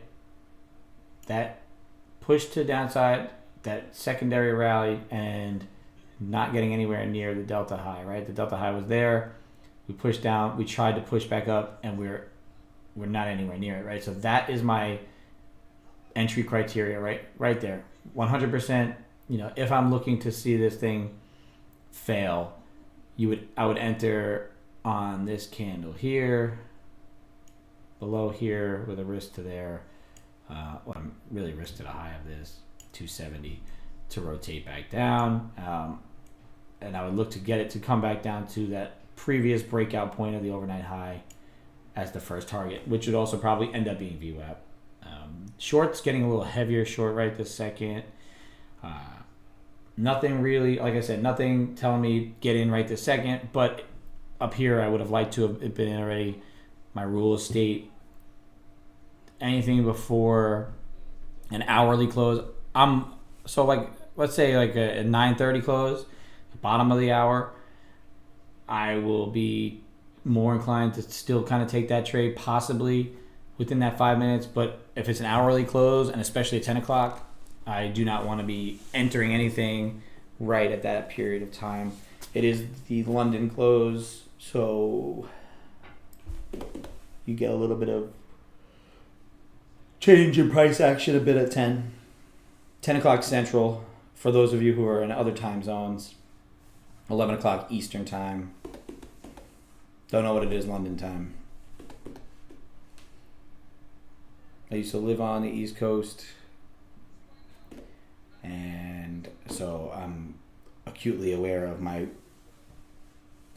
11 o'clock time frame there. But as far as I live in the Central time zone now, so I'm not really too in tune with any of the other ones.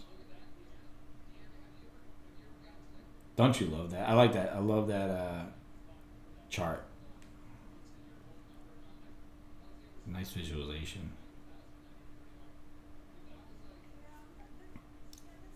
Really, like I said, we're going to look to see if we can get another pop up a little bit.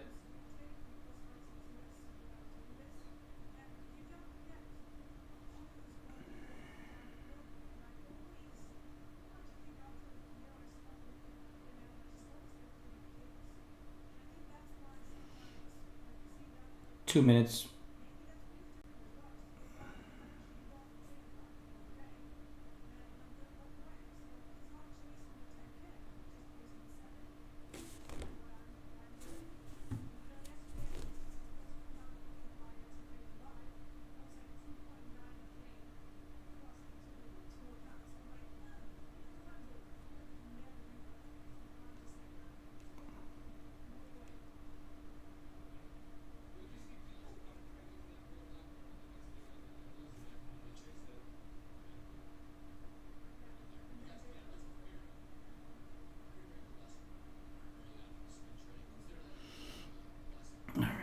still just waiting a little bit on this information from my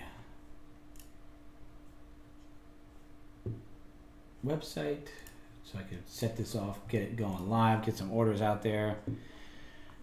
All right, we are just under a minute till this closed.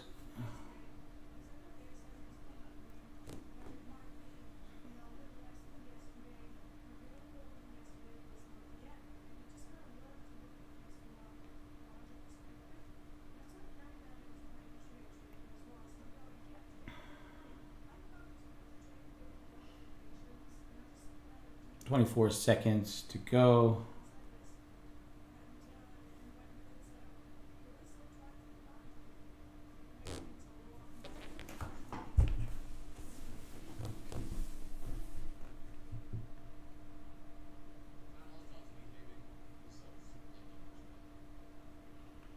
Two, 1, 0. We are free to trade again. See what happens at this 10 o'clock if we get some whippy action up.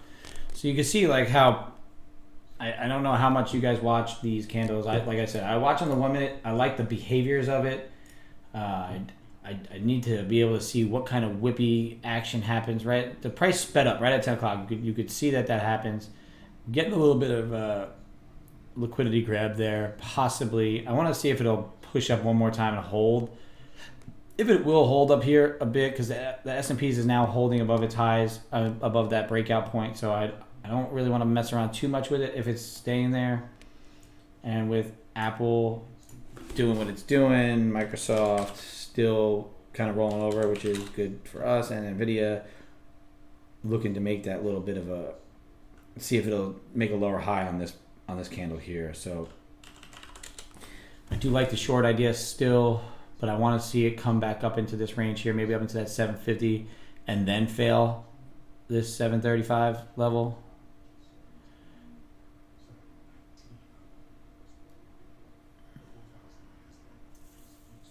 Because my risk right now is up to there, and I don't quite want to enter now and then have it rally back up here before failing. You know, if it makes a lower high now, comes up into that range, that 750, gets up to that low liquidity area, and then rejects that, comes back down to this 38.25 level. If that point, then it cracks. Because right now, like you can see, it's not cracking, and we're building a delta here that seems to be getting us stronger. So more buyers are coming in at this level. We're not flushing down, so we could see that next move to the upside here coming without the flush. But if it does flush, then so be it. We're out. We're not getting in.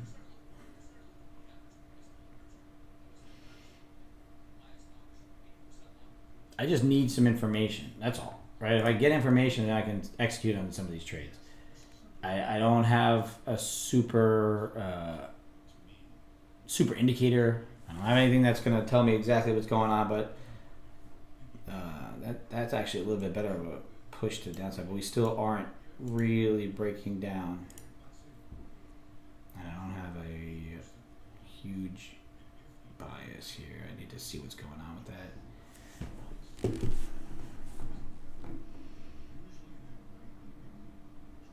Like I said, I really want it to be one more little push to the high side here. But if it doesn't, if it fails this, then we could get that rotation now. MNQs are at 50-50. ES is 70% long. That's interesting. NASDAQ's 55% long. If I could push up, get that a little bit higher, get that into the 70s, get this delta to play along with being less likely to pop, and then we go take that short. Get some of these people who are long to continue to take profits, get some of the new shorts to get involved. So you can see Delta trying to push and break the highs. We didn't get the gusto move to the downside yet. It's not ready to break yet.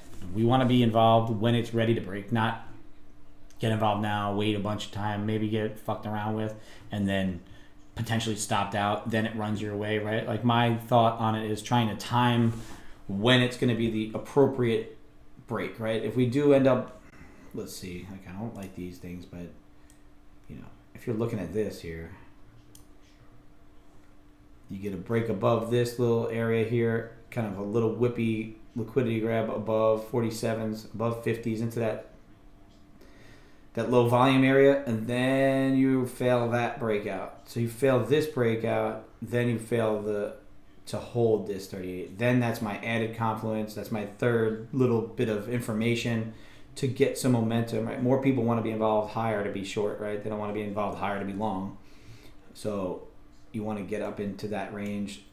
Would I love to short the very tippy top of that? Yes, but I think I want this thing to fail that 38. Delta's not helping me, right? It's pushing higher. We're building people into buys here. Buy.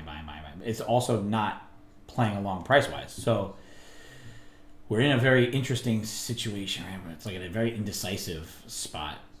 But we still got Apple trying to not hold its highs. Microsoft also not trying to hold its highs, and Nvidia trying to make a lower high. So all that information should tell us that it's gonna roll over, but is it ready to roll over right this second? I'm not convinced just based on the delta and the lack of pushing to the downside yet, right?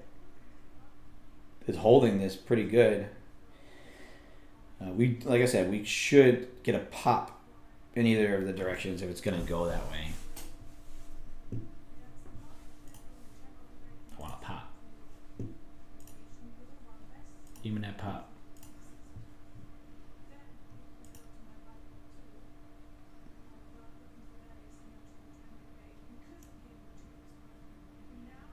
Because that's where I wanted to take it, right? I want to take it to the downside there. We're holding it. Delta's now starting to try and push us to the downside. So now we're probably going to hold it and rotate down and not get our entry. We just never got that rip up. But if we don't make if we don't make a lower low here, then our entry is still okay.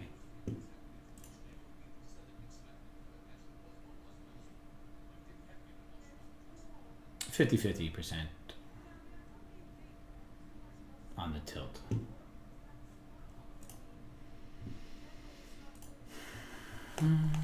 Oh, there's a little bit of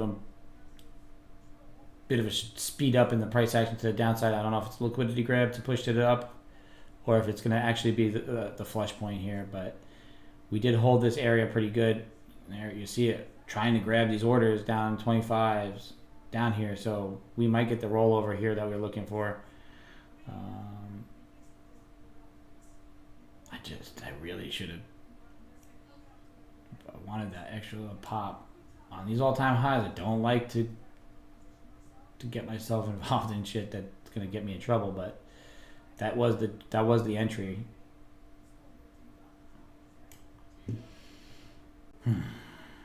S&P is now pushing back down below. If we can get this to bounce one more time from here and get back into that range, 725, 730, then I'll look to short that.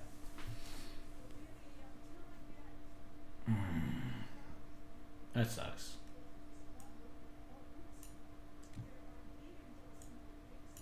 There we go. That was a beautiful entry. I hope somebody was able to catch that just based on what I was talking it out. I want, my information just didn't, like, that little tick up wasn't enough for me. Maybe it should have been, but that was the entry right there. Looking to take that short on the just lack of follow through to the upside. Finally trying to flush the bottom of this. We had a great entry idea there. If we can get back up to that area now, we can look to short it again, but I'm just trying to be super patient today.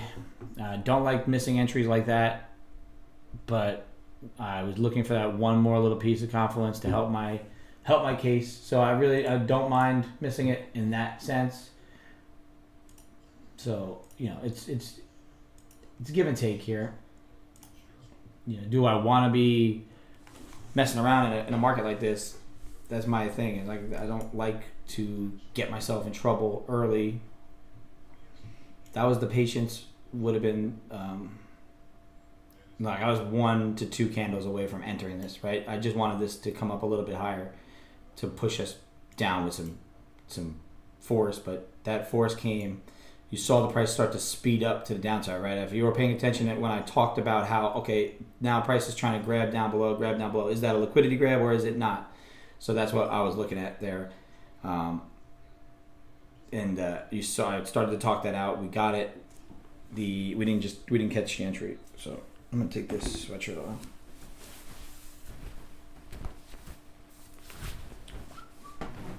Top Step hat.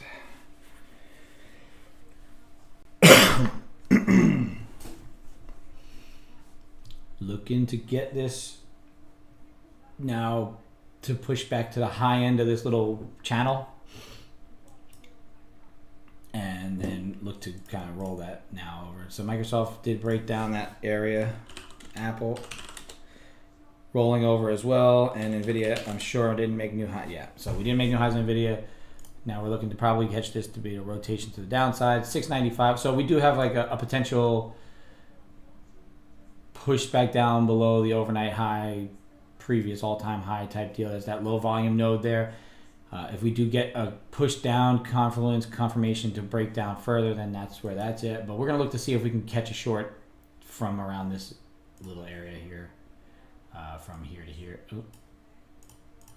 From here to here. Somewhere in that range there. That's where I would like to short from.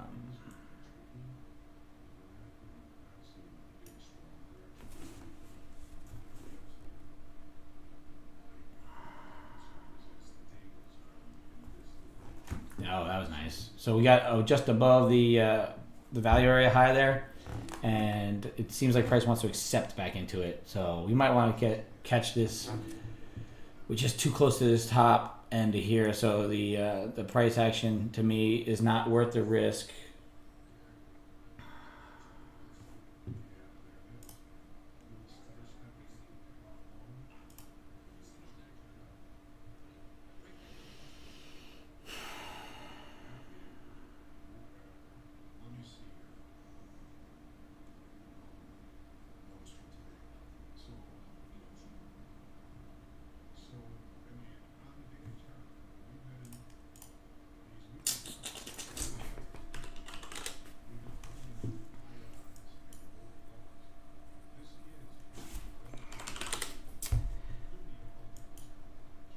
Leading us to the downside today.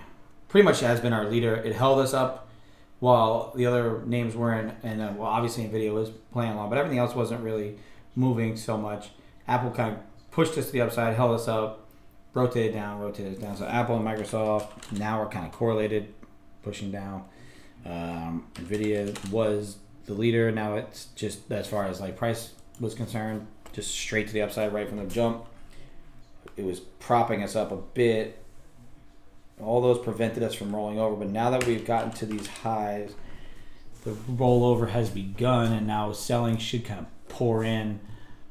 The targets from this area would have been this 692 overnight high VWAP target type deal.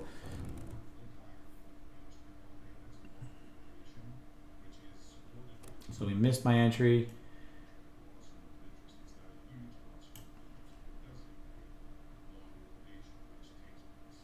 We're looking to see if we can get back up into that zone. Maybe grab some liquidity there, stop some people out, and then continue to rotate back to the downside. That's just a hypothesis. Could happen, could not happen, could continue to break down from here and then never look back, which it looks like it wants to do because we got some confluence in our delta.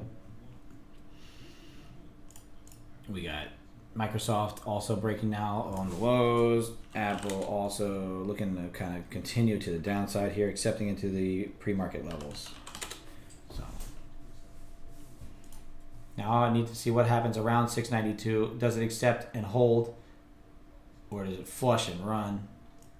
Then we kind of got to look for that entry now back below here. So that was a good target to have from that level there. Just to see what will happen around the 692 area. I would like people to be able to make their own decisions around here. Don't wait for my confluences, right? Just purely based on my concern of trading at all-time highs with limited levels and ideas. I was trying to trade this setup here. I wanted to add one more candle to get this thing to kind of not hold there exactly, but really that was part of the confluence of why it would sell off, is that it just didn't bid up while Delta, where people were hammering the bid and the price wasn't moving. Right, I should have known that that was really my key to get in there, but to miss a trade and not FOMO into it, I'm cool with it. Now we're just looking for that next opportunity to see if we can get some sort of setup. Right, if we can bounce to these highs here and not get anywhere near maybe this yellow line there. Like if we get up to here in price and Delta doesn't get up into there, then that's my short opportunity there. If we flush 692 here, hold VWAP, maybe consolidate there, then maybe look to take that initial breakdown of this, the secondary breakdown of this 680 level to rotate all the way back down to the lows.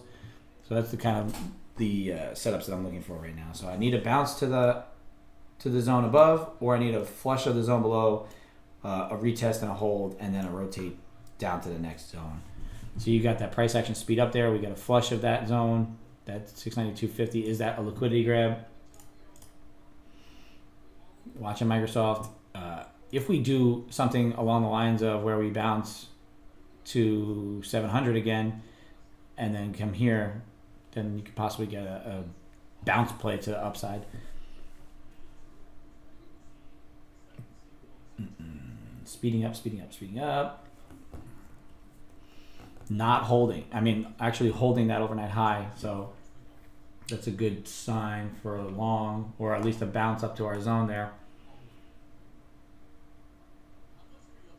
Shorts aren't really that heavy. It's 50% short. So we could continue to the downside actually here. People are looking for this thing to bounce. I do want this. My initial entry, right, was right there. Right below this. So below this candle was my initial entry for a short earlier today, right? So could it play out now is the question, right?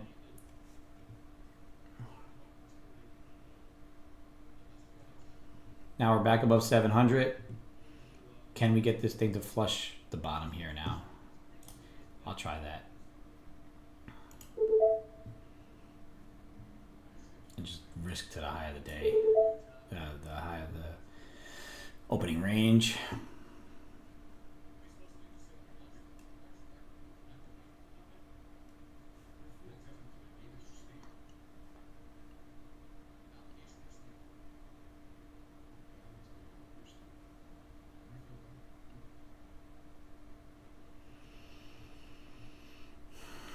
That was my initial, if you recall earlier, if we were going to wick the overnight high and come back and make some sort of short, if this candle was to be rejected, then we rotate to the downside. So that's why I'm setting a stop order there, just to see if we can get a flush of that candle here below that low in order to initiate more selling into that. I don't want to have it right at the overnight high because we could do a little delta divergence, price action, high or low here, and rotate to the high. I would like to see it get back to that box right there. That liquidity zone for me is huge, and I want the delta to not catch up. I don't want new buyers to really come in there, and I want to try and short that piece there to get us to come down and get a really pretty good move out of that, because that next breakdown of here should be the true breakdown.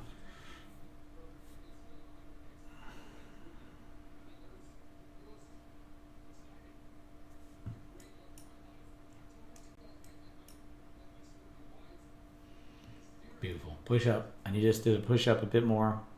Like I said, into here. I have this order set here just in case we do just get that algo sell bot come into play.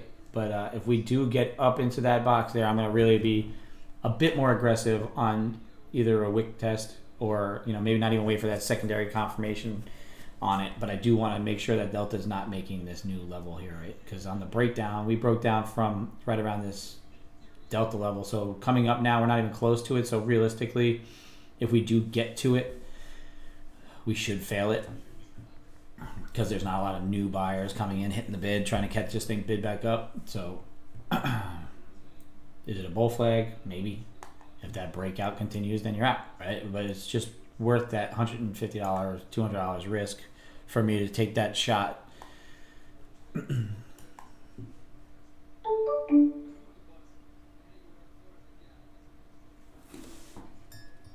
Gonna take some of my day trading coffee company fuel. Brain beans. We're looking for that flush to come in, but we want it to come in up here a bit more. But the only other problem is that we have is that's the top of value area right there. So that is an important level too.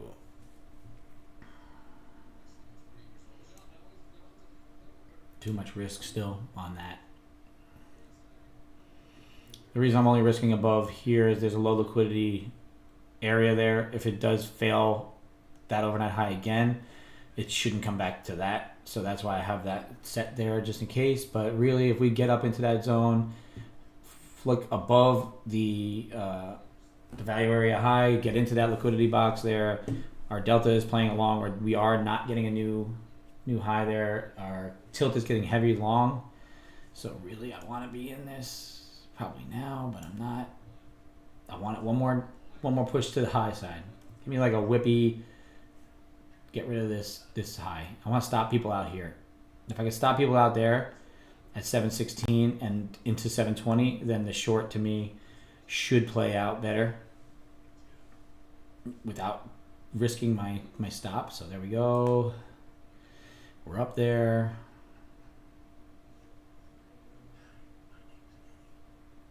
I'm going to set that there.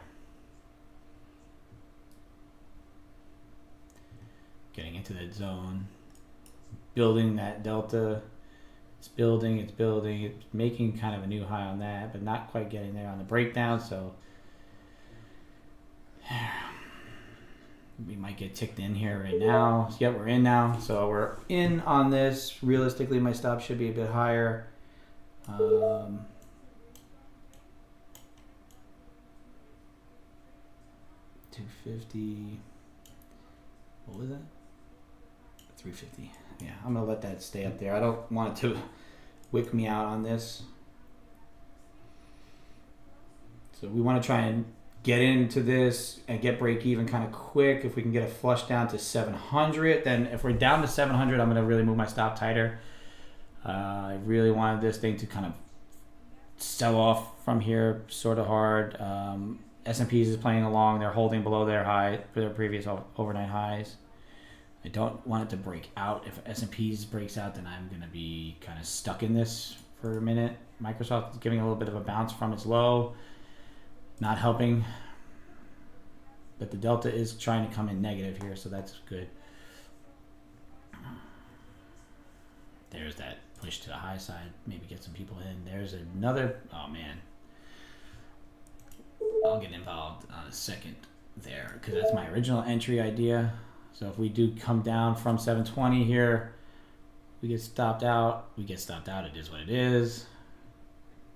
I'm going to look to take this pretty quick. Oh, profit. Take profit here. Come on. Flush me now.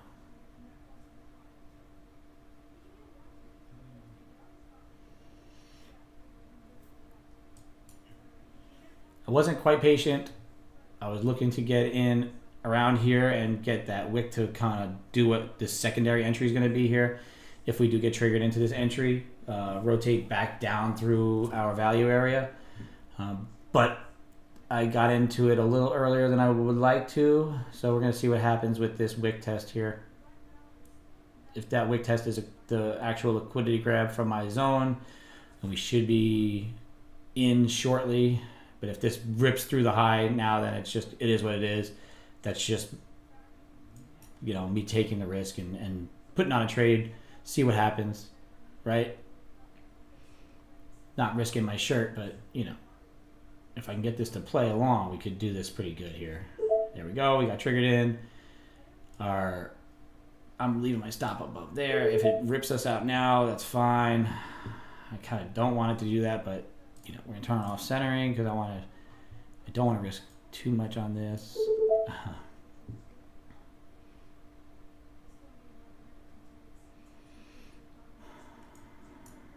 I'm trying to be patient with this stop. I try to get this thing to roll over for us kind of quick. If it does, then I can really limit my loss here.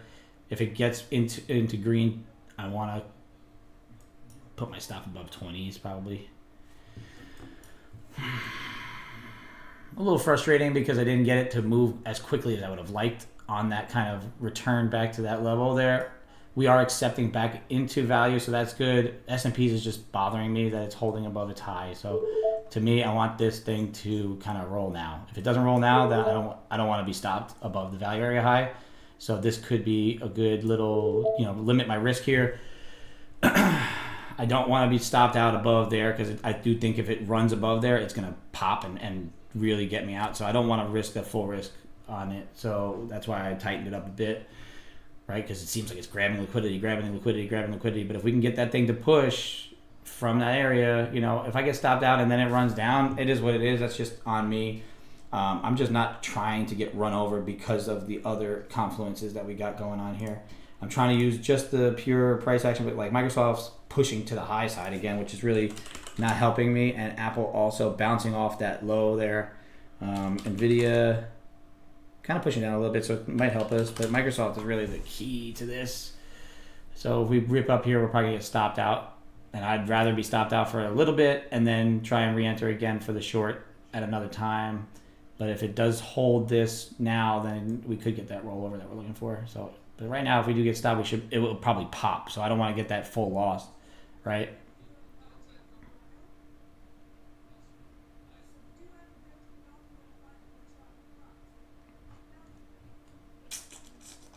Yeah, I don't want to be involved in that above value area high, because a pop here is going to really probably run us to the high, and then get us out for a big full loss. So down 260 on that on an ad, that's fine.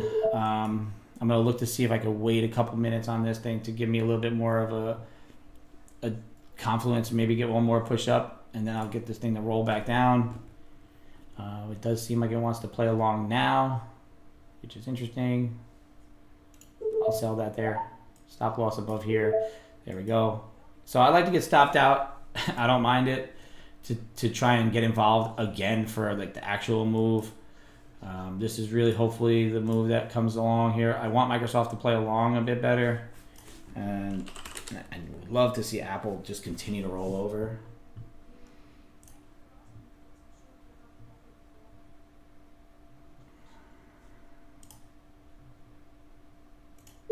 A break below there should continue us to the downside.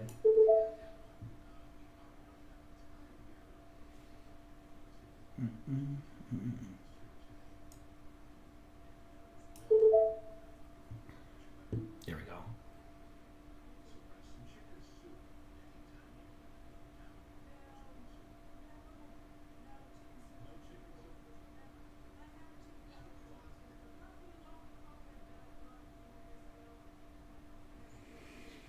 That's a liquidity grab.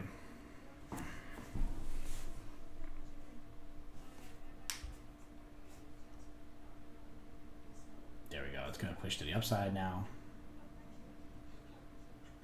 But the delta divergence is still there, so I don't quite see that the rally is in. But these guys are not helping me. Oh, are they? Yep, no. Apple is bouncing and Microsoft's bouncing, so not helping my cause on these two quick short ideas.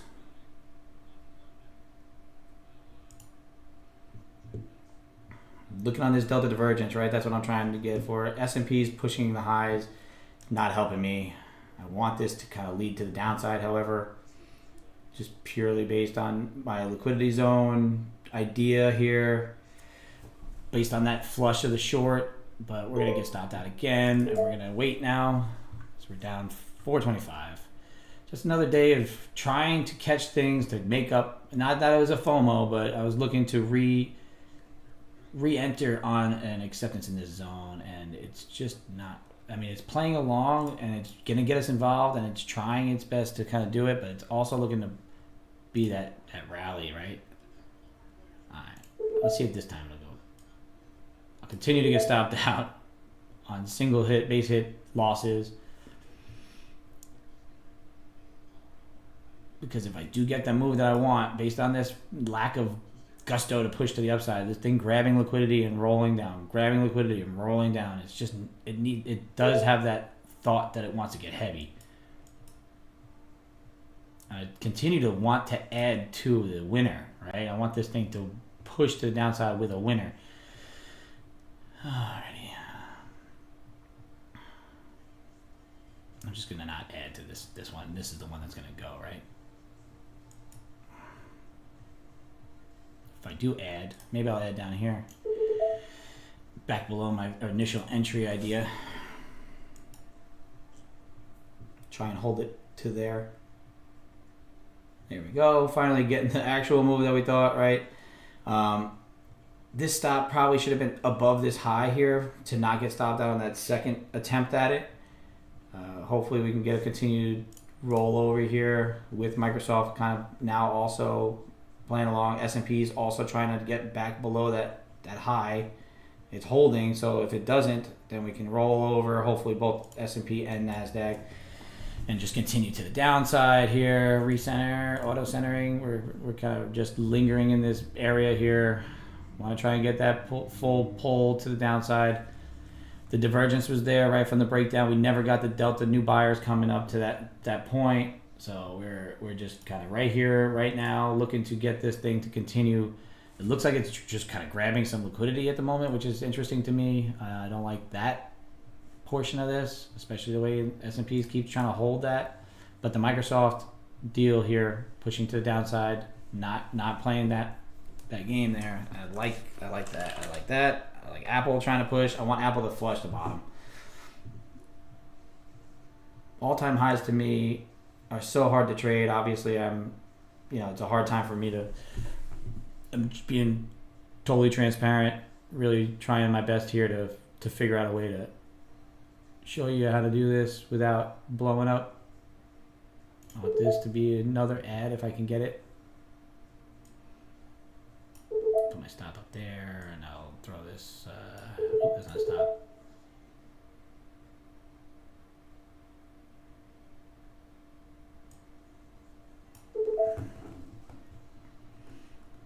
This is that pattern, right? Higher high, lower high, and then the third lower high usually can get you that big flush to the downside, and that's what I'm looking for here.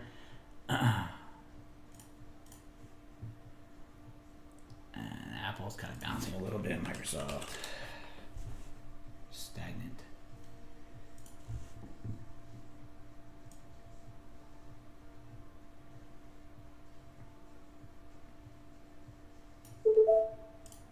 No centering. Trying to get these stops together. And then I'm going to look to get this thing kind of break even kind of quick. If I can get that that flush down, I want to fill that wick here. If I could fill this wick up, then I can get myself to break even and then try to get this thing to just melt off from this point on.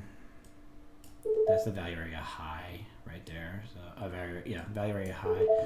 Don't want to risk more than 2 change on this. Love to see this thing give me that flush to the downside right here, right now. That's what I'm looking for, like an immediate kind of rip down. Don't want this to bounce now. I don't want it to bounce. If it does bounce, then we're probably not going to be happy, right? So we're going to go break even with it, because a bounce here is going to probably get us to rip up, right? So we don't want that. We're going to want this thing to continue to flush. There we go. We're still pushing down. Let's see if Microsoft is playing along. Yes, it is. It's still pushing to the downside a bit. So hopefully this candle is the right candle for our entry. I hate to get tickled out here, but I do think that if it does bounce, then we're gonna rip to the upside. So let me just be a little bit better with this. I don't want to trail out. I don't want this to trail out. I don't want that to trail out. I want to be above value area high. Because if we get above value area high, that's where that stop is coming. Is this a delta divergence? Yeah, probably to the downside. Fuck me.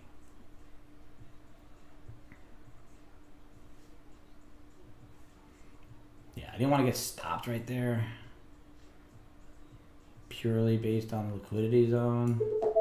There we go. That's where it needs to be, because that's the value area high right there with the volume. We should get that push down. And we're making lower highs. If this push bounces, then we should be out, right? Right, with that kind of candle.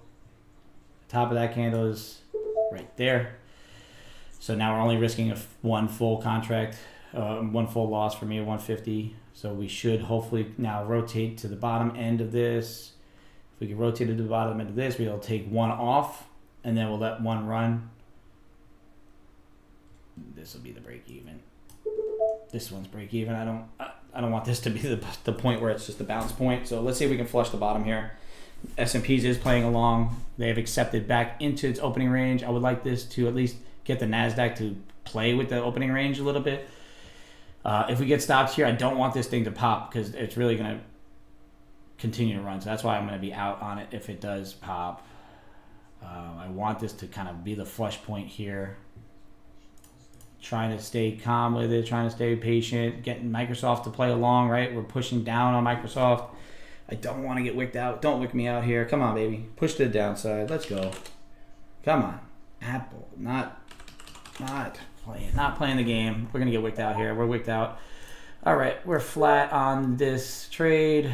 Down 410 still. Yeah. Couldn't really get the follow through on that move there. Didn't like it. Didn't like it at all. Get rid of these lines. They don't mean anything. Okay, so now we look like we're kind of trying to grab that to be long. That's just this lack of push down there on this price action with Microsoft. NVIDIA propping us up a little bit. Apple. Yeah.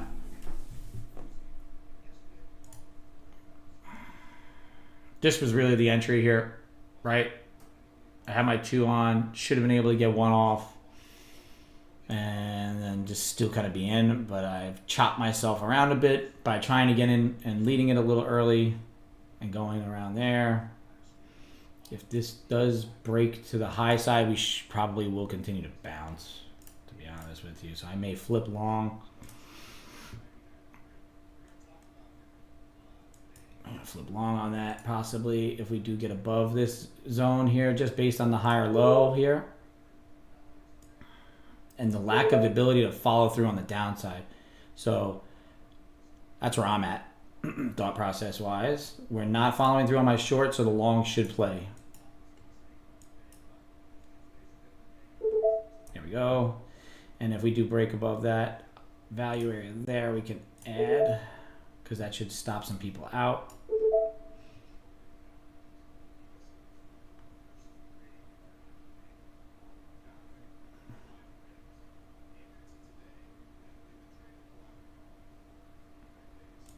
This is how easy it is for me to flip my bias.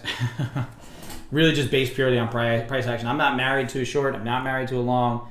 Just kind of doing what price action tries to tell me. And especially if I'm getting a little bit choppy here. I want this thing higher high, higher low, not making new lows on Delta. Failing to break down at a level where I really think that it should have broke down. So if it breaks down here, then it is what it is. We're going to be stopped out for a quick 150. But if it does continue to the upside, we're going to add a second contract and look to take off at 738. Some, just a little bit, 1/2 piece. And hopefully we can get Apple and Microsoft to be the ones that kind of bounce us off the bottom here.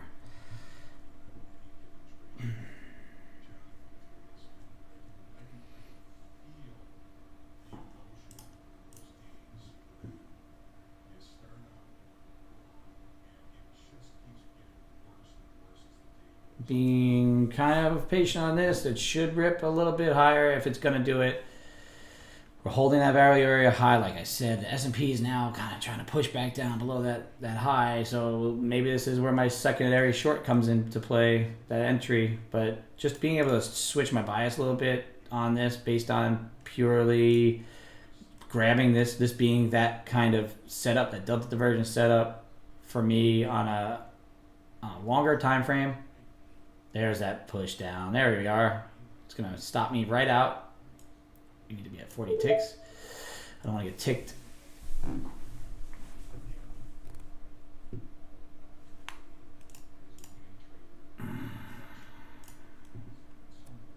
That's a liquidity grab there. Come on. Beat the liquidity grab and run up. Give me the run to the highs of the day now. There's enough shorts involved. Let's go. Take it to the high side. I'm going to start talking to my trades a little bit here.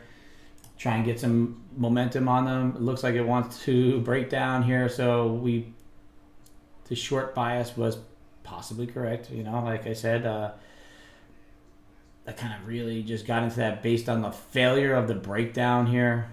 But now we are getting actually the breakdown that we were looking at. So if this does now go to the downside, you know, it is what it is. I'm taking these trades off of price action ideas.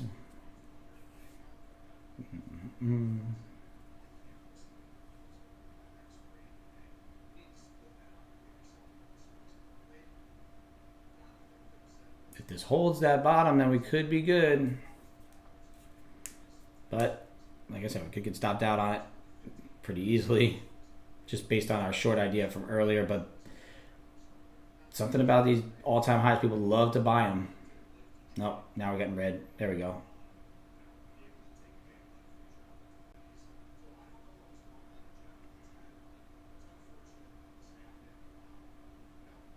Waiting. Put our stop at a good spot for not getting ticked out. However, we are in that, like I said, that's a liquidity zone right there that I was using a short off of. I'm flip long on it because of the price not following through on the shorts at that time frame, right? The way that they were kind of trying to push down with the equities, and the equities weren't driving it down further. So now the equities are pushing up. We're at this same level. Do we get ticked out? Possibly. And it runs. Maybe that's what happens. But I kind of have this just below this little liquidity zone here. So if it does break down here, then it probably will do the full breakdown. But if it doesn't, if it holds here, then we should be able to get that add-on and then really push to the high side. More of like a squeeze play to the high side here. If we do trigger that second entry, we're going to go to break even kind of quick and then see if we can secure some of these profits.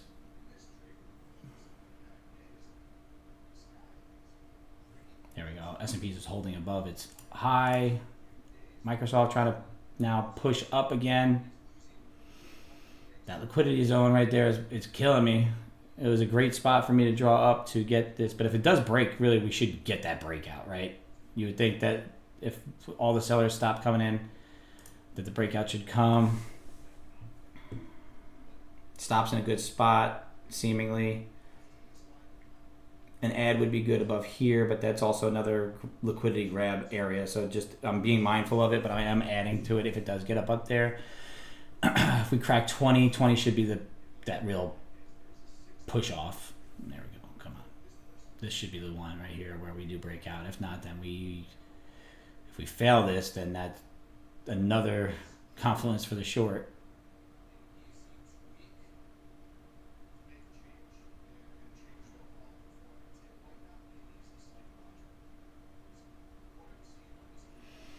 Okay, now we're trying to push it. I'm gonna leave that stop there. If we do get stopped out on it, we get stopped on it. But if we get triggered into the next, then I'm gonna start to push it below the value area low and all that.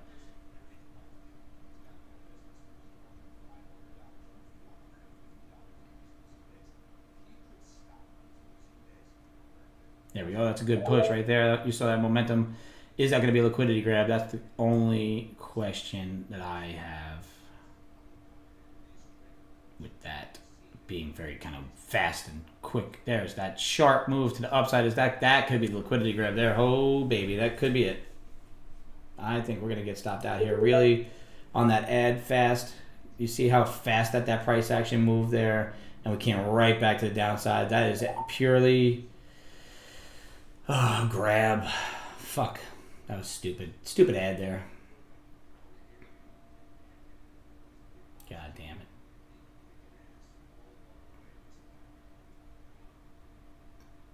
That was dumb. Yeah.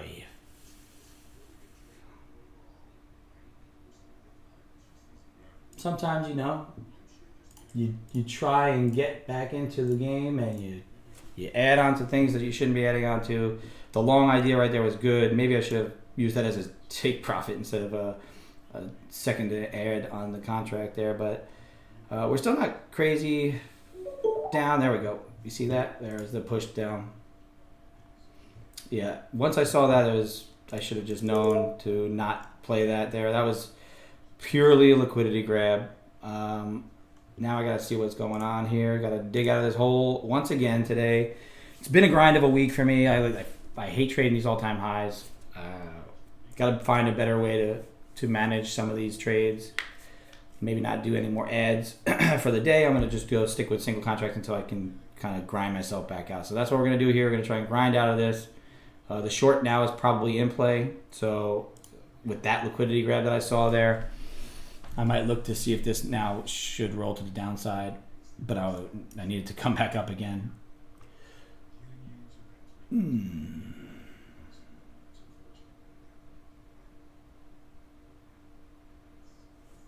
No, S&P's is rolling. This is rolling. This is going to be a good short here. I don't like that liquidity grab from the top. I'm going to scale this in, honestly. If it gets up a little bit, I'm going to put a little more on up here. Yeah, you probably should, because if you're up or if you got anything on, it's just not a great time to add to trade right now. But this is where things are going to start to speed up. If I do end up getting into my position that I like to do, the add down here is really from my initial short idea entry. That's why I have it there. Don't mind that. This is going to be a VWAP. Retracement to a VWAP. I liked that short. Once I got tagged for that entry in long, then I was like, oh yeah, that seems like it's going to be that short option there. So I might want to scale into this up here.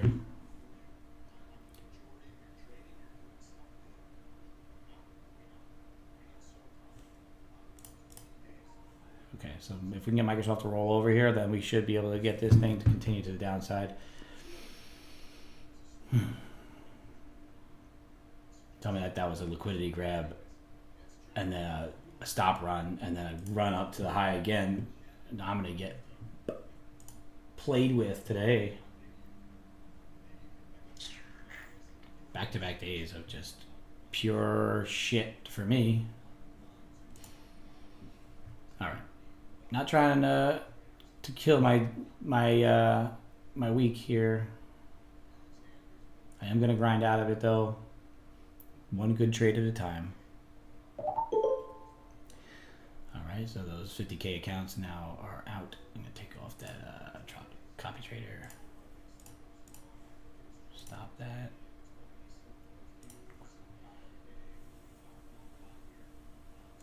Add one onto that at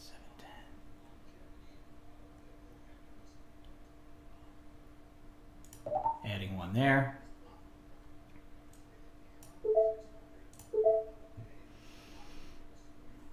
Take this add off here, take this and bring that up there.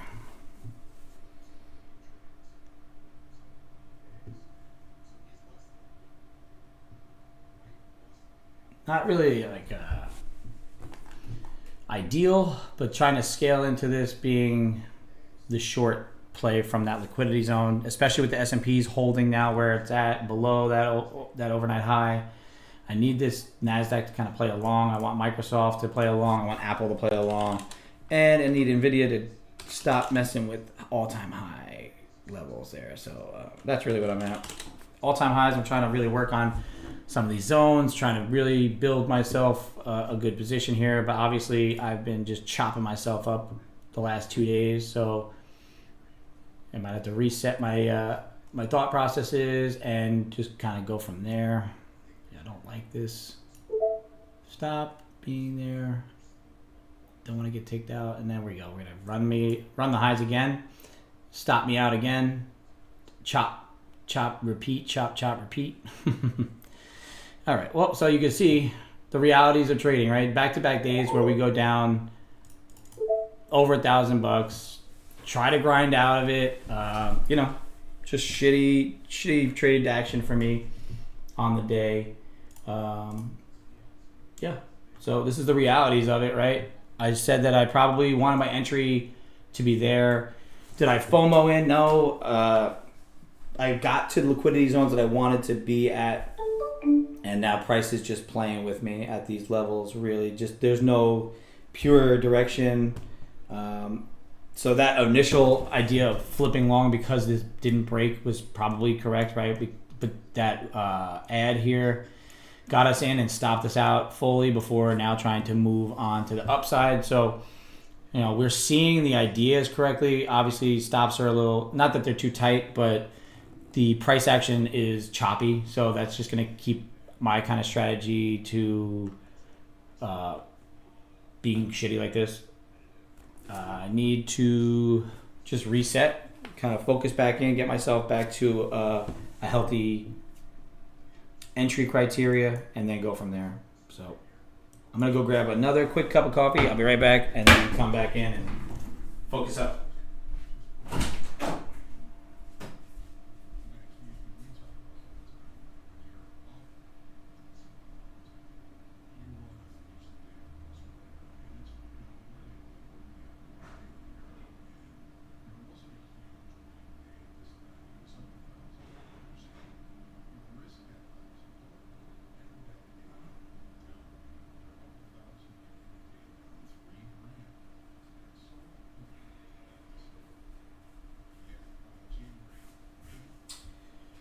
Alrighty. There's that rally pushing through the highs that we were trying to.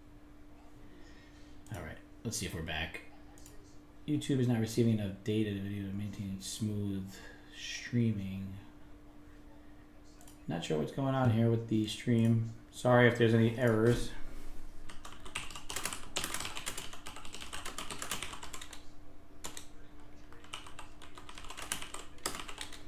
Working on it.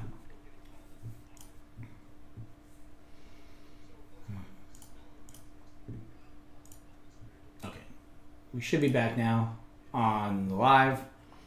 If we have any issues, let me know. Gonna try and grind my way back out. Another full day of trading, it seems. Let's see if we can take the next good trade, get myself back to green. Alrighty, looking to break this 438.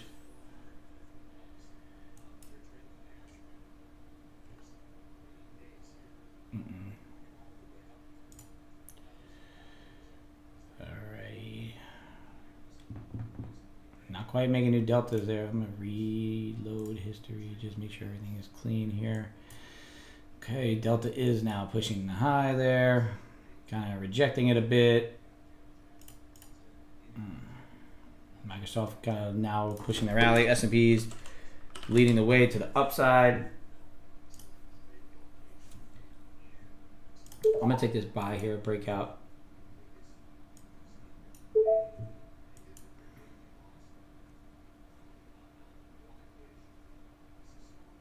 See if we can rotate to the highs here through this initial breakout point of 38s.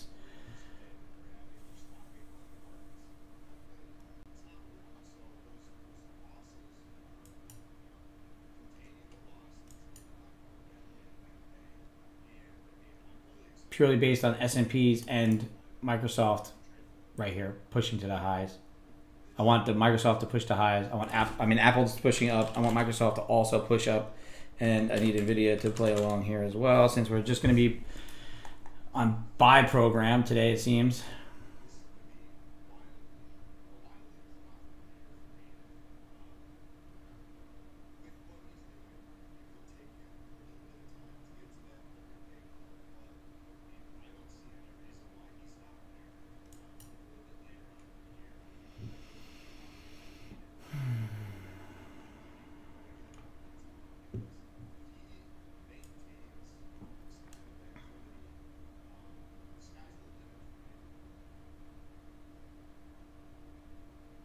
Purely a breakout trade that, like I said, I'm not very keen on doing, but based on days like today, we're looking to try and capitalize on some of this momentum here. I screwed up on the ads down here, got whipped around. Really should have been still in on that 2 guy, and instead of being down 1,000, we should be probably up 1,000. So that's just on me to being dumb with the execution there. Also just getting chopped around a bit. Stopped out that. Down 1,200. I don't want this. I don't want to just enter here. Don't like that. Don't like that at all. Alrighty.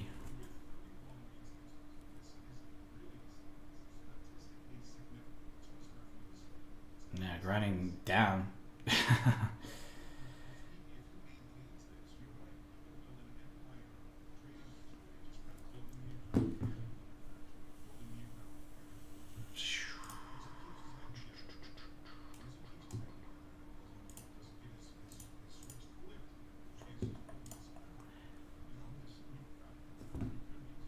Alright. Too many.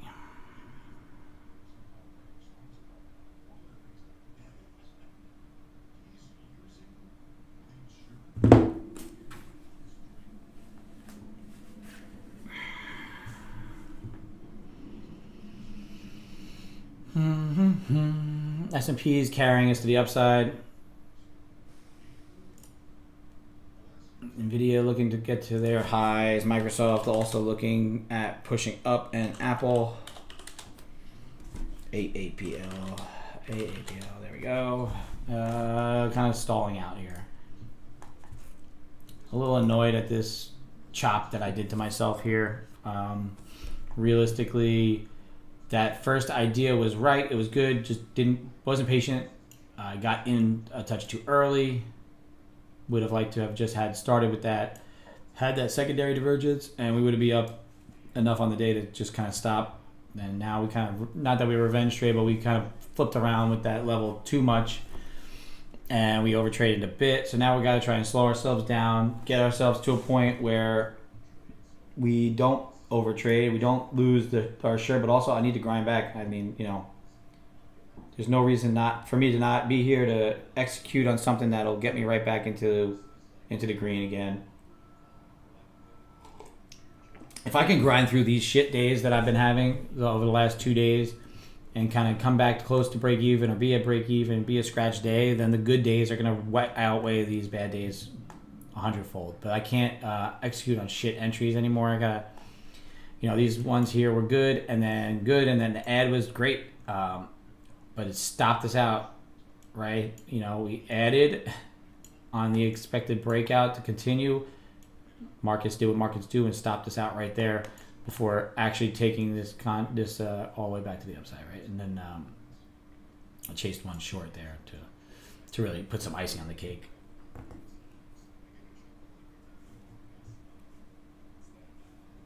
Slight divergence. We're looking for tilt to the high side, 70% tilty on the long side. I don't know if we'll continue on here. If we do get that delta divergence, which doesn't quite seem like it is, false breakout, then we should rotate back down. And then we'll do an add on the rotation below here. And we'll take profit. The first target, the breakout zone, purely based on a divergence and a heavier long bias on the tilt, which is at 70% long. So that whip there tells me that somebody wants to get some longs involved. Is that going to be a strong breakout, or is that going to be a liquidity grab like it was over here for us at that point? So we're going to see. I haven't been able to catch breakouts, but they seem to go when I don't take them. So, I took it here. Didn't get it to follow through, then it goes. I've been seeing the market well. My executions have been poor, so I just need to give myself that opportunity to be able to, not quite ruin the day on stupid executions, right? No, it's a heavy or long on a tilt. We didn't really quite get a good delta there. Am I convinced that we're going to go to all-time highs and beyond? Potentially. I mean, it's just been that way.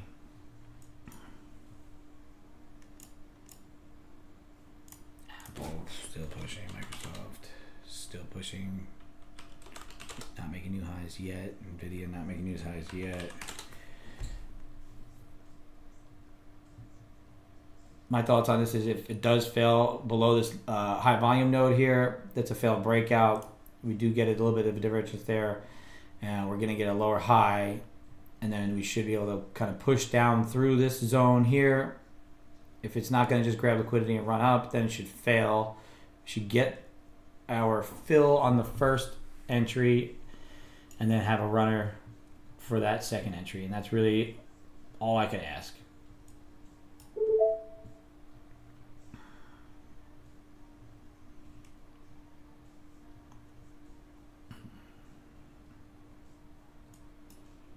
Get some longs involved above here, fail that breakout, and then rotate to the downside.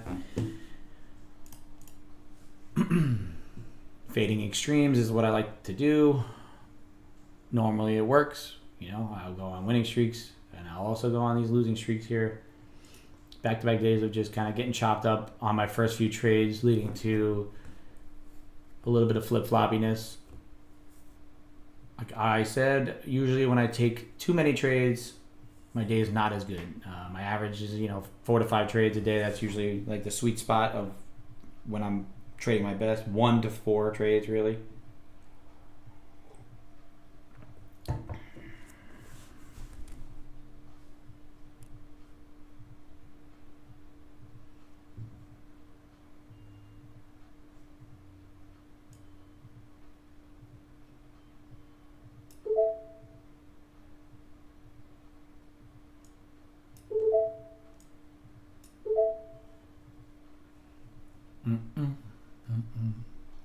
Not quite top picking, but really just trying to use these ideas of just breakouts happening and continuing to happen as my edge here. Apple, I want Apple to roll hard. 30 ticks on the stop there. Keeps me involved. Hell yeah, good job. Well done. Yeah, it's odd. I don't know. It's just maybe it just was an outage for certain things. Maybe YouTube had a problem or something. Blamed it on us. Okay, I'm in short here. We're gonna see if I can get this thing to roll over a bit.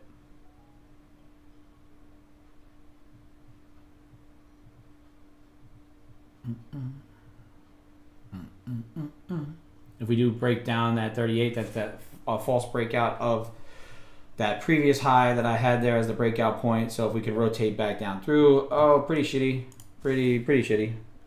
Another grindy day. I'm looking to grind back out of this hole that I put myself into, but we're doing what we can, right? This should be here. I'm looking to catch this short now, trying to get the bigger flush down now that we've come up into this zone. Being a lower high, be like a longer time. Yeah, I didn't trade all day until after 10:20, and then I started to chop myself up around this zone, trying to be early on some trades, which really kind of screwed me over. Really looking to see if I can catch this thing to flush a little bit now, with Apple kind of taking a little bit of a dump, and MSFT, I need to see how they're looking. Still trying to push the highs, and Nvidia probably also looking to push the highs. So Apple's the only thing, but Apple was leading us today, so we'll see if it can push us to the downside a bit more. If this was just a liquidity grab, it is what it is, and we get stopped out again, and we're probably going to pause on the trading for the day. I'll usually I'm done by 11, so I'm kind of just going to grind it out a bit, stay on the trade stream a little bit longer, see if I can catch this trade, make my day up a little bit. All it takes is one good trade, one good execution, some good management. These were poorly managed. Maybe not poorly managed, but just the idea behind them wasn't 100%. My idea here was good. Got in a little too early. Got stopped out. Tried it again. Got stopped out. Then flipped long, which was right. by thought processes of this becoming a lower high, but then we got that third attempt at that lower high, which really fucked us over. This is if this becomes that third lower high here, then we should get that flush. We'll see what happens here. Yeah, I'm scalpy. I don't hold things really long. I would love to hold it longer term during the day. Like if I can get this add on, right? If I get this add here, it'll probably confirm my bias to the downside a bit. I'll take one off pretty quick if it gets to that resistance zone, and then I want to leave this runner on, that initial runner. Obviously, cost averages and all that, but I want to leave that runner on to see if I can rotate all the way down to the lows. So I'm scalpy in the way that I'll come in quick, mitigate losses pretty fast. But if I can get a runner to stay on, I'll try and hold that runner a bit longer.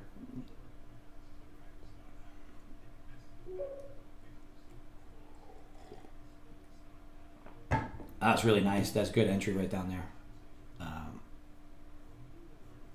I really wanted to get it short from here being the breakdown area, but it just never quite played along. And then that kind of added confidence to your hold here, making higher lows, and pushing up to the upside.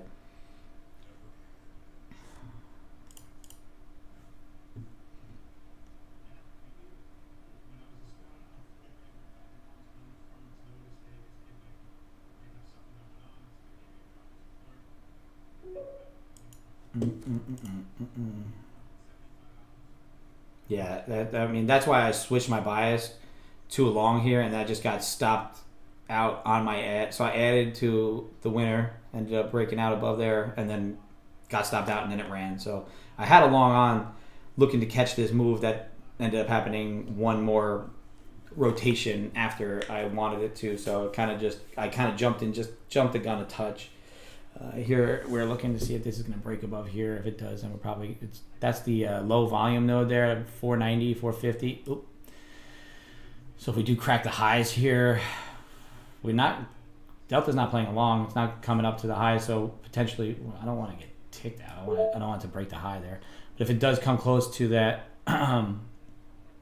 then we should either rotate down. If this Delta doesn't play along, that should be our flush. If not, we're going to continue to the upside here. Want to rotate back below this volume area low.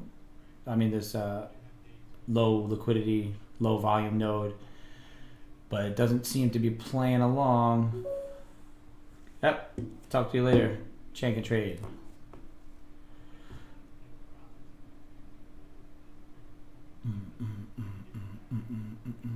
Looking to get the flush here. Chop City for me today, just really getting myself grinded out.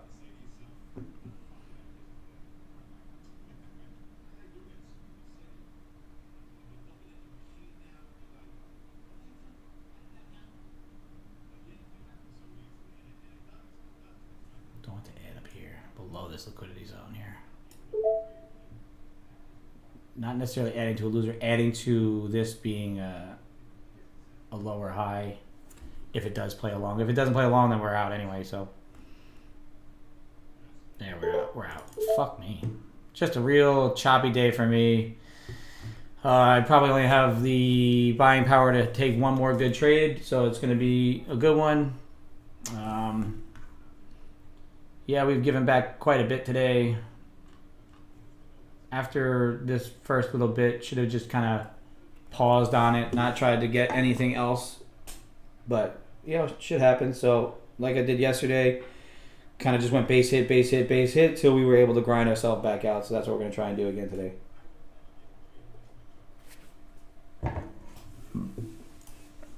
Back-to-back crap days for me. Not really happy with that.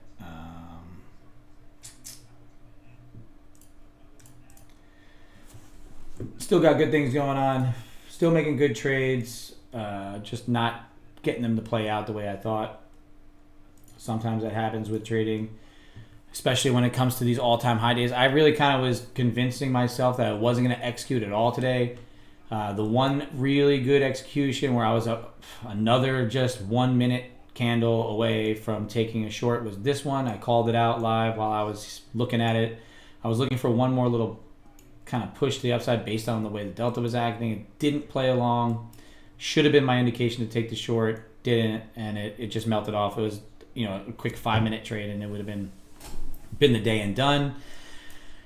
Does that lead to some of this? Yes, because you get this push down. I tried to short off that little zone that I was created there. I should have left it kind of in that area where I would have been able to enter and been more precise, which I did not. I expanded it a bit based on some of these candles, really just going off of some of feel, right? It would have worked out pretty fine if I would have just waited for this to be the retest and not redrawn it and not, could have been up $300 on it, whatever, just a nice little thing, not down $1,300, $1,400 on the day. So now we've cracked the high again.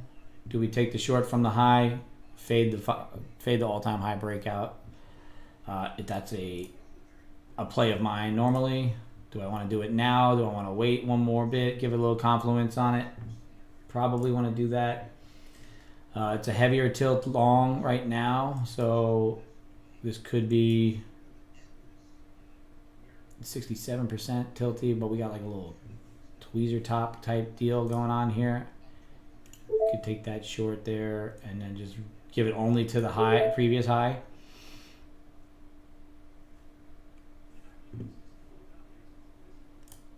Purely just based on my rules here.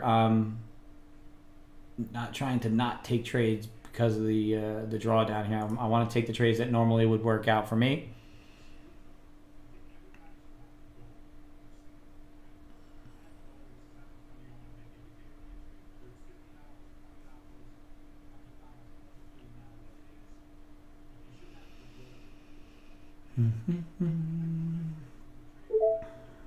Taking a chance there at this being. Whoa, that was whippy.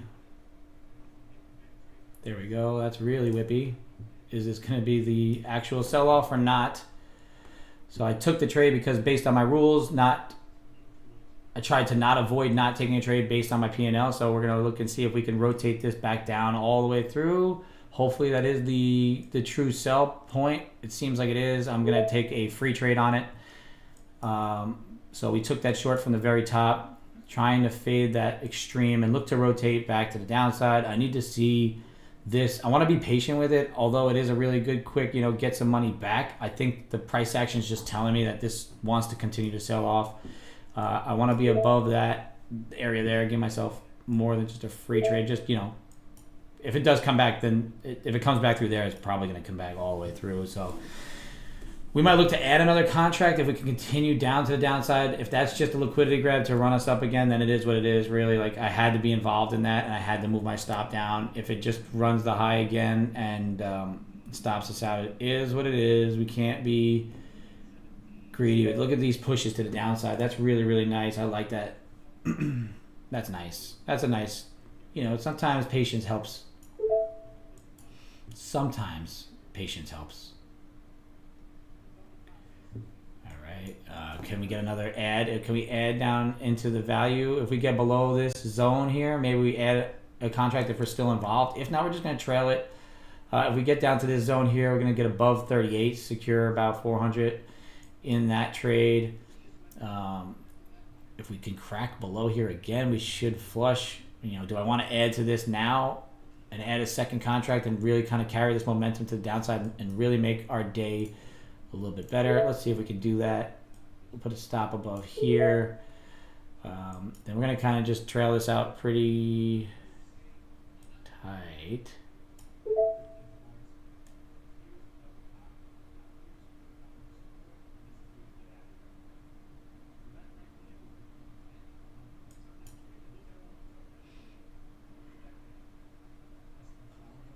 I would hate to see it bounce here. Really, one of these days, one of these flushes is just going to play with me and be my good trade that, one good trade a day can help really make things a lot better.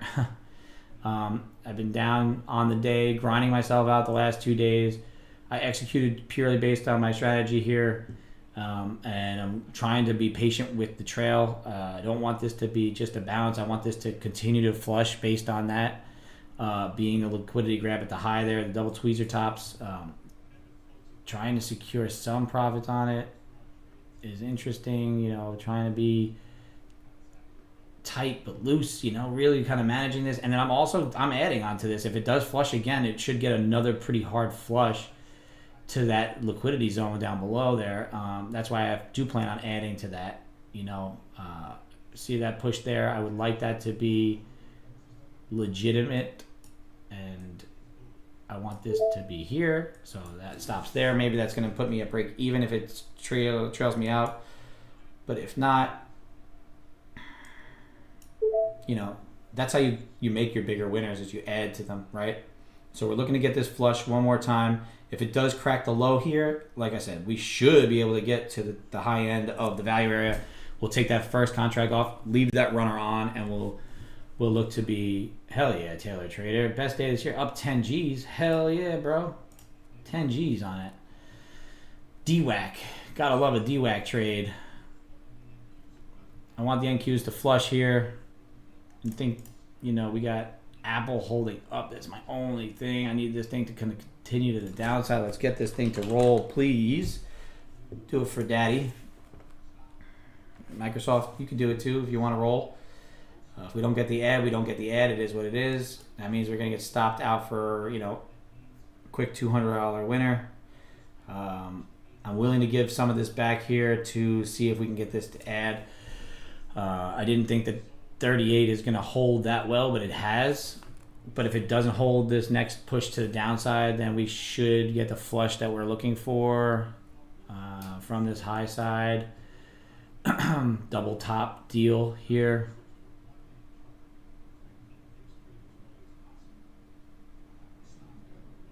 I want to be quick with this. I want this thing to kind of, if it's going to be a whip liquidity grab, I want it to whip here first, get me out, and then we could have that ad as the, we could trail that ad out.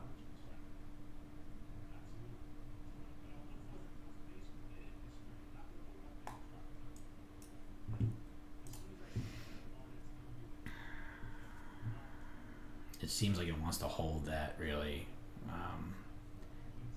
It's been a bounce point before. Glad I put my ad below this level.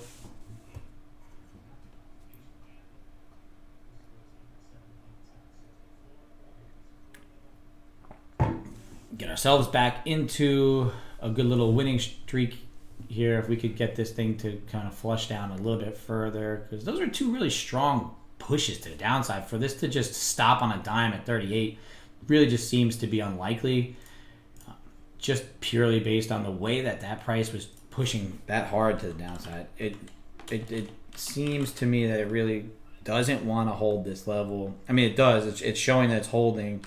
I want NVIDIA to roll. NVIDIA to roll over would be beautiful. As far as price action, was this a that didn't seem like a liquidity grab.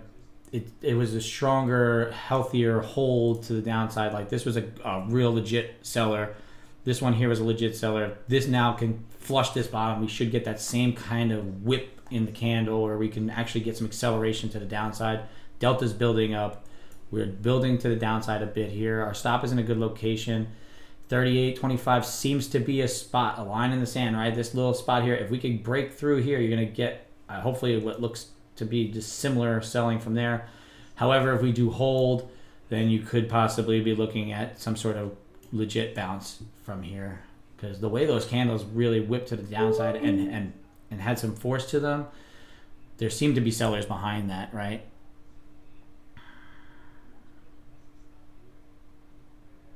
Yeah, it's probably going to hold here now. We're just not getting that follow through, and then these equities are being strong. They're holding up. And Apple doesn't want to totally break down yet. If I get stopped out, whipped out here, that's fine by me. Just managing the trade the way we need to manage it, because if it does whip above here, you're going to beg to guess that it's going to go back up to break even. And I would be at break even. I'm not trying to take a full loss on this. Should I be able to let this thing breathe, leave the stops at the high of the day? Do we make a new high of the day and then let this thing grind to the downside? Yeah, I mean, in theory, that would be a great way to manage this trade, and I wish I had that kind of gall to allow things to. If I had a little bit bigger account size, if I didn't just grind myself down to even with another $1,000 hole to put myself into, then maybe I would be able to leave stops at the highs and let them kind of grind down and do what I expect them to do on the day. I hope to get to that point to be a little bit more patient with some of these ideas. However, right now I'm in grind mode, so I'm securing profits that I have, not giving much back, trying to build back into, this out of this hole that I dug myself, right? So I'll just talk myself through, what I was looking at there and why I have my stop where it's at and why this is an ad here if it does break down, right? If this does break down, it should break with gusto because that wall here is pretty solid. It's been bouncing from there, and if it does crack it, it should flush like it just kind of did there. So now it didn't give me the price action that I wanted, so that might be just the end of the road for that. Don't want to turn it into a loser, so we're gonna go right to break even on this. All right. You don't want to turn that ad to a loser. If it just gets you to break even, it gets you to break even. It is what it is. But your ads should never add any risk to your trade. No centering. I don't want to be risking more than I just made, right? Did not break down with any sort of pressure like I thought it was going to. I might just look to catch now a little bit on this. If it does crack it again, which it might not because that seemed to be just a liquidity grab, run to the high side. If it stops me out now, it stops me out. Dude, the ad just killed me today, man.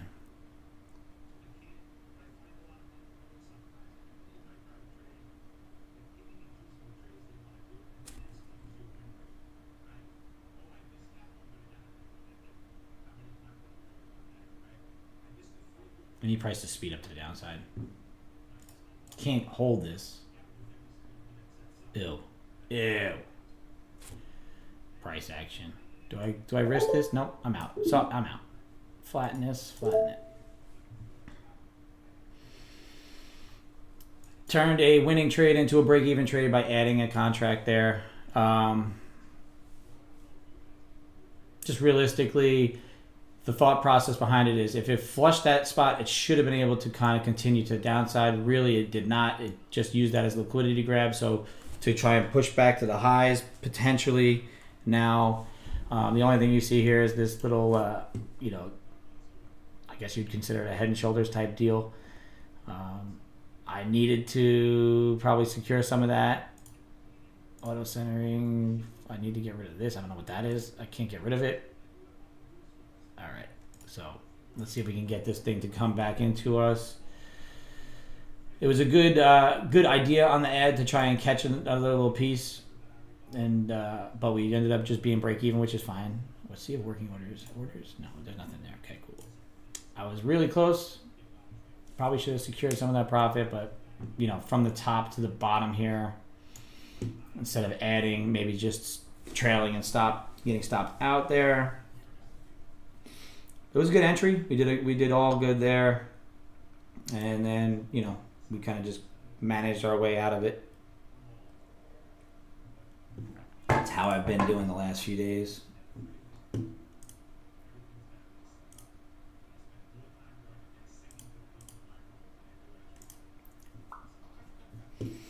All right, push to the high side. Do we break down from here?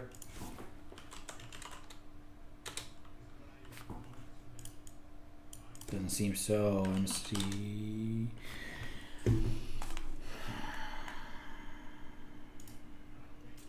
Just grab that liquidity to go longer again. Just constant buying here. Get back to 5 here. Let's see what it looks like. Just kind of grinding up here.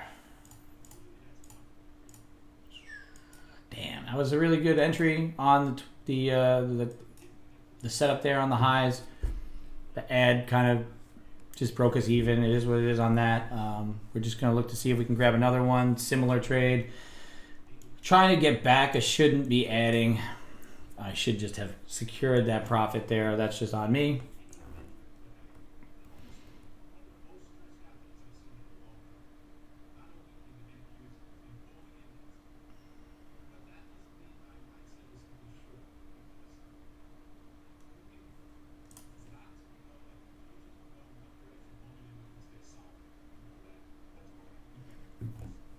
And if we get back above that high there again, look to see if we can get it to go short again. Let's see what kind of setup we get there. If we get another type of liquidity grab.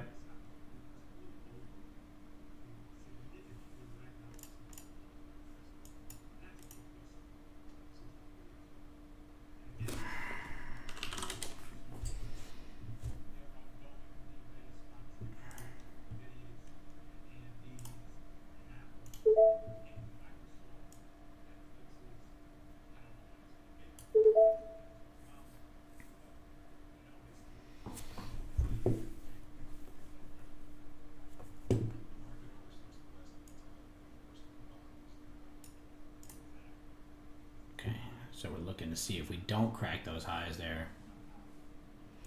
Very similar entry point.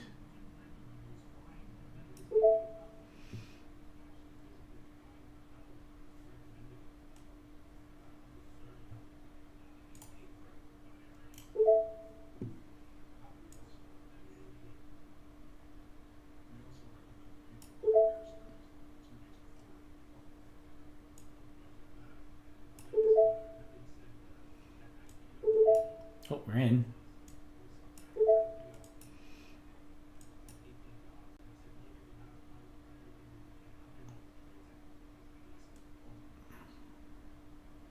I don't know how that ended up triggering right there. That was kind of silly, but hey, we're in. And now there's that whippy move to the upside. Seems like we're going to probably get locked out of this. Rip that there.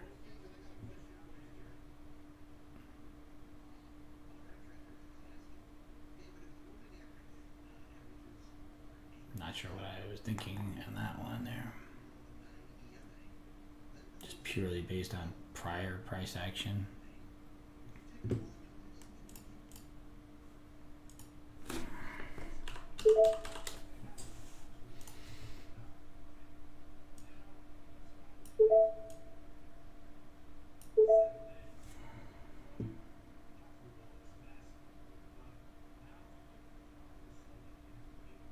Overtrading kills me. If that's your thing, then usually streaming keeps me from overtrading, but days like today and days like yesterday, I've just been trying to grind my way out of holes. And today, I don't think I'm seeing the market as well as I was yesterday. Yesterday, I was seeing it pretty good.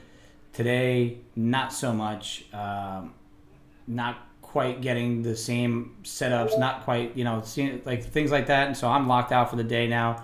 Can't take any more trades. We drew down $2,000 on the day. So that's a crappy day. Now I got to dig out of a hole for the rest of the week. Took a good week, took a good month, and turned it into crap based on a little bit of over trading. Trying to grind out instead of accepting some of these as losses and moving on. This is the reality of trading. If you don't trade, then you don't know what it feels like to try and get back into and get out of a hole. And then now that I am no longer able to trade on the day, then this is going to now roll over and do what I want it to do, because that's the reasons that just happens, right? So shit happens. We still have money in the account to trade. We're down $1,000. We have another $1,000 that we can risk. Actually, not even quite $1,000. So I got to be a little more tight on my winners. I got to build this account back up above green, turn my account from green to red all in one day. So, shit happens. Like I said, we're going to show our account performance. There it is. Gross, just nothing but downside here. This month, we were doing pretty good. We were grinding up to the upside. We we're steady, slow and steady to the upside. We were building. We had a couple bad days. Yesterday was crappy. Today should have recognized the crap early. Did not. So we are now took this account from being up pretty nice to being down just about the same, right? So that's where we're at. Stream usually ends around 11. It's 11:30 today. Gonna go out, try and work on the business a bit, try and see if I can secure some other stuff going on, and then get back to the charts tomorrow. If anybody has any questions, like I'm locked out, so I can't trade anyway. Yeah, sometimes you just hit loss limits and it happens, and sometimes it happens live on stream. So it's good to be able to see that kind of stuff, the realities of it. You get a little sweaty action here. The trade that we were waiting for, didn't execute on, was that one there. Really would have been the day maker. Probably would have ended, I would have continued to stream, but I really wouldn't have wanted to enter into any of this. Now hindsight, looking back at it, this entry was appropriately called and executed poorly. And then this long here that we got in one iteration early really kind of killed the day, right? So trying to get in early here, getting stopped, trying to get in appropriately from what I thought on the long here, then getting stopped out and then having it run in our direction. That was just really maybe the additions, right? And then up here, we took a nice one, short from the very top here, got our setup, rolled it over, tried to add to it to see if we can continue to roll, and we stopped out at break even, and then basically tried the same entry again here, didn't get it, and blew us out of the top. Hindsight being 2020, we're not going to be doing many ads maybe tomorrow, unless we're really into a position and get a secondary setup. We'll go from there. But so, like I said, any questions, concerns, comments, let us know. Hit me up on Policing Pips, YouTube, Instagram, and on Tradecaster. But back to the drawing board tomorrow. Hopefully it's not all-time highs. Hopefully we can roll over and get some levels. So